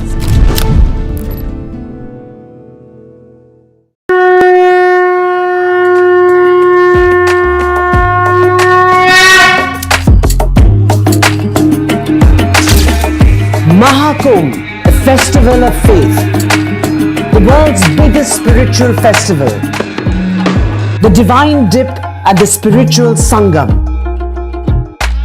a sacred confluence of faith, culture and heritage. NDTV's mega coverage of the Mega Fest. NDTV at Mahakumbh 2025.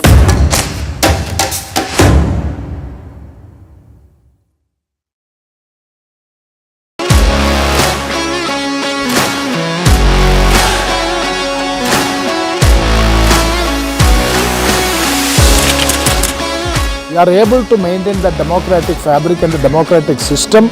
I want to do something that can make a difference. लगातार जनता की आवाज को सरकार तक पहुंचाने का काम मैं करता हूं. I was a student up until very recently. I really want to work and do something for my people because they have given me this opportunity. They have elected me. सोचा नहीं था कि राज्यसभा सांसद बनूंगी.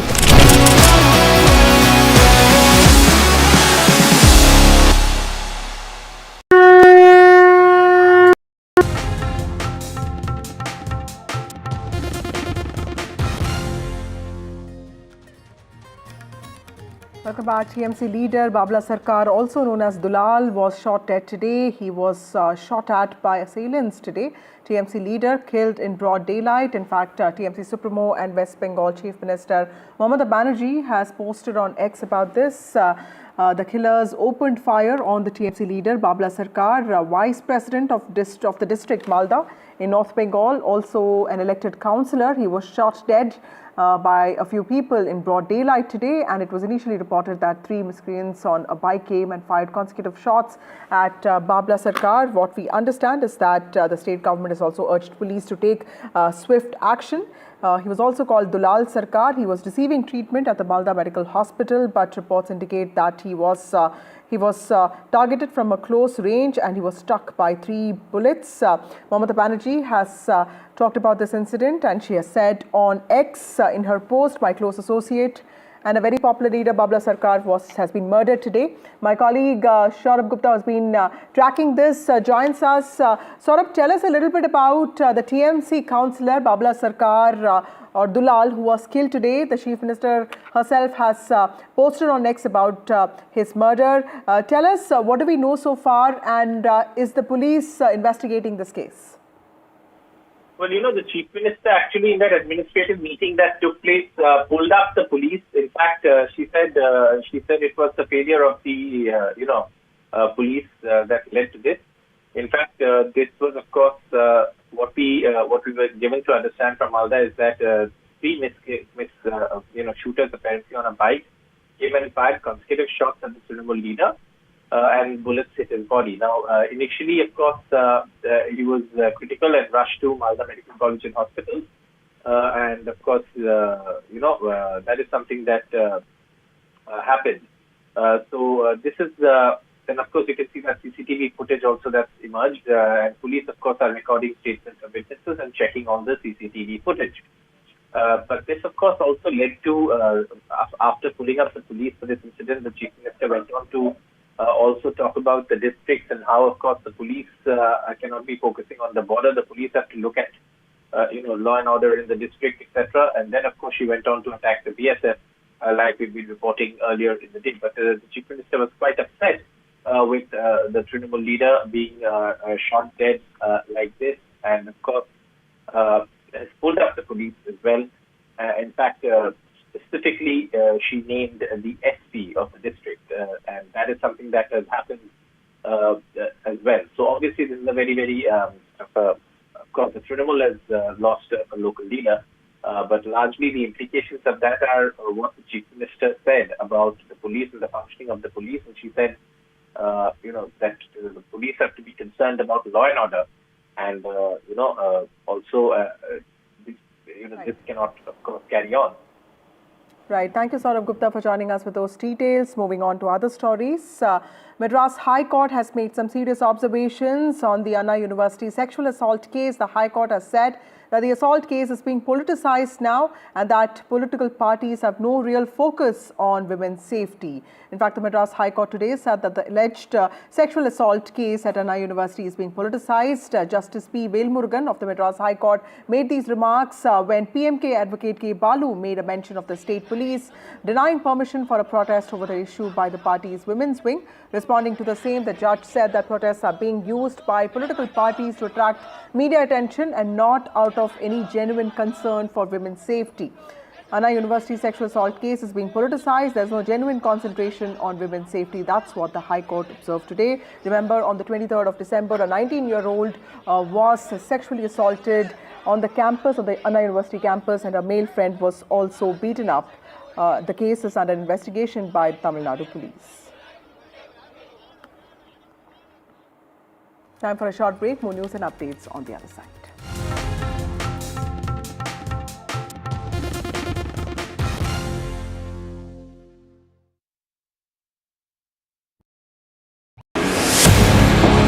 (2024), the year that was, when India welcomed Ram, when India decided, मैं Narendra Damodar Das Modi, when Jammu and Kashmir turned a historic leaf, as Chief Minister for the Union Territory of Jammu and Kashmir, when India mourned, When India celebrated. Yeah. Go hard. Go hard. When India protested. When India felt proud. When India scaled new highs. NDTV brought it all to you. Your trusted news destination. Yesterday, today and tomorrow.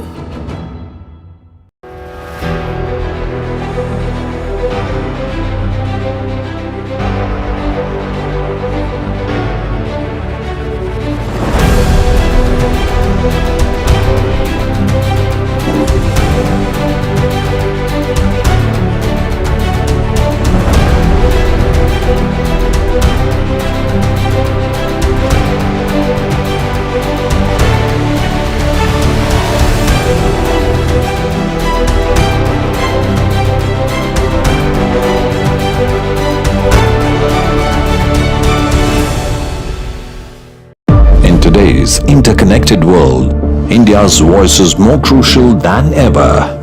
When India speaks, the world listens. At NDTV World, we are that voice, bringing you intelligent and insightful news from India and beyond. From geopolitics and diplomacy to economic shifts, migrations, tech disruptions, and the stories of our diaspora. We cover the news that shapes our global future. NDTV World, your new home for global news is here. I've been reporting on all issues big and small from Andhra Pradesh, Telangana, rest of South India, bringing you all the action, all that you need to know, all that you want to know. The energy of maximum city is infectious. I bring in that energy in our news coverage from financial capital Mumbai. Covering from the southernmost part of India over the last 23 years, I bring in-depth and 360-degree coverage from the Dravidian heartland. The land of Mishti is also known for its bitter politics. I have seen much water flow under the Howrah Bridge, covering Bengal in all its vivid colors.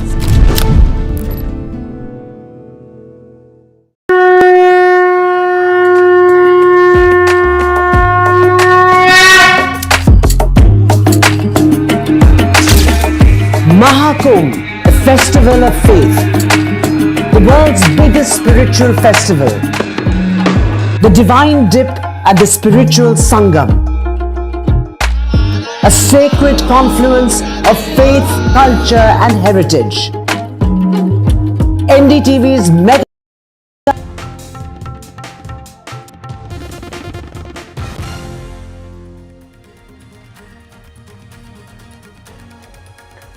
Sources say that Rohit Sharma is likely to be rested in the Sydney test and Bumrah is going to be leading the test team. Prime Minister Modi set to inaugurate Veer Savarkar College for Delhi University tomorrow. The Congress hits out, says BJP has no icons of its own and that Savarkar supported the British. West Bengal Chief Minister Mamata Banerjee questions BSF over infiltration charge. BSF is letting infiltrators slip in, says Mamata Banerjee in a letter to the centre. Khel Ratna Award for Manu Bhaker, chess champion D. Gukesh, Indian hockey team captain Harmanpreet Singh and para-athlete Praveen Kumar.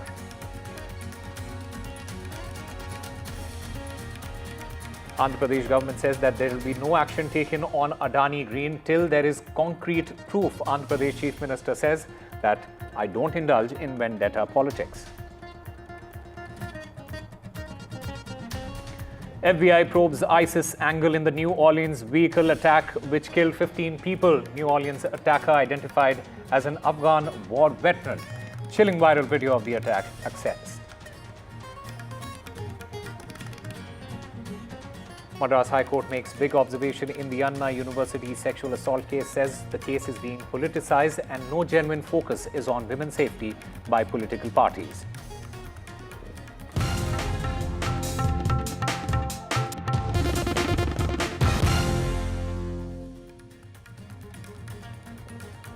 Hello and welcome. You're watching NDTV 24/7. I'm Osama Shab. Big news coming in from Sydney. Sources suggest that Rohit Sharma, the current captain of the Indian cricket team, he is likely to be rested in the Sydney Test. Sources also suggest that Jasprit Bumrah, who led Team India in the first match, he's set to lead Team India in the Sydney Test as well. Remember, it hasn't been a great BGT, the Border Gavaskar Trophy, for Rohit Sharma as well as Virat Kohli. And Rohit Sharma being the captain, he has only scored 31 runs in this particular series. And there have been a lot of speculations with respect to Rohit Sharma's form, with respect to whether he is going to continue in the his red ball career post this series. There have been also speculations about his place in the team, especially with Gautam Gambhir doing that press conference, a very fiery press conference there earlier in the day, where when he was asked about Rohit Sharma's place in the team, whether he is going to be, why is he not there at the press conference, he very stern, in a very stern manner, said that the coach of the Indian cricket team is here, and that should be enough. And as far as the team composition is concerned, it will only be revealed before the test match. And from what we understand at this moment, sources are suggesting that Rohit Sharma, he is likely to be rested. In fact, my colleague Rika joins us to get us more on this. Rika, is this the end of Rohit Sharma's red ball career? It is very difficult to say that it is the end of Rohit Sharma's red ball career. Speculations have been rife that he's already played his last test match in Melbourne. What we are getting to know at this point is that he will be rested for the fifth and final test in Sydney. It's because Rohit Sharma has been in passive form. He has scored only 1 run more than the number of wickets Jasprit Bumrah has taken in this series. He scored 31 and Jasprit Bumrah has taken 30 wickets in the series, just to put things in context. And Rohit Sharma's bad form, comes at the end of a year which has been quite significant for him, phenomenal in many ways, having won the T20 World Championship, also having become a father for a second time. Many highs in this year, but at the end of the year, it seems Rohit Sharma's red ball form gave away. And now, after the series loss against New Zealand 3-0, and here in the new year, we are looking down the barrel, having won the test in Perth. We went down, and right now we are 2-1 behind in the series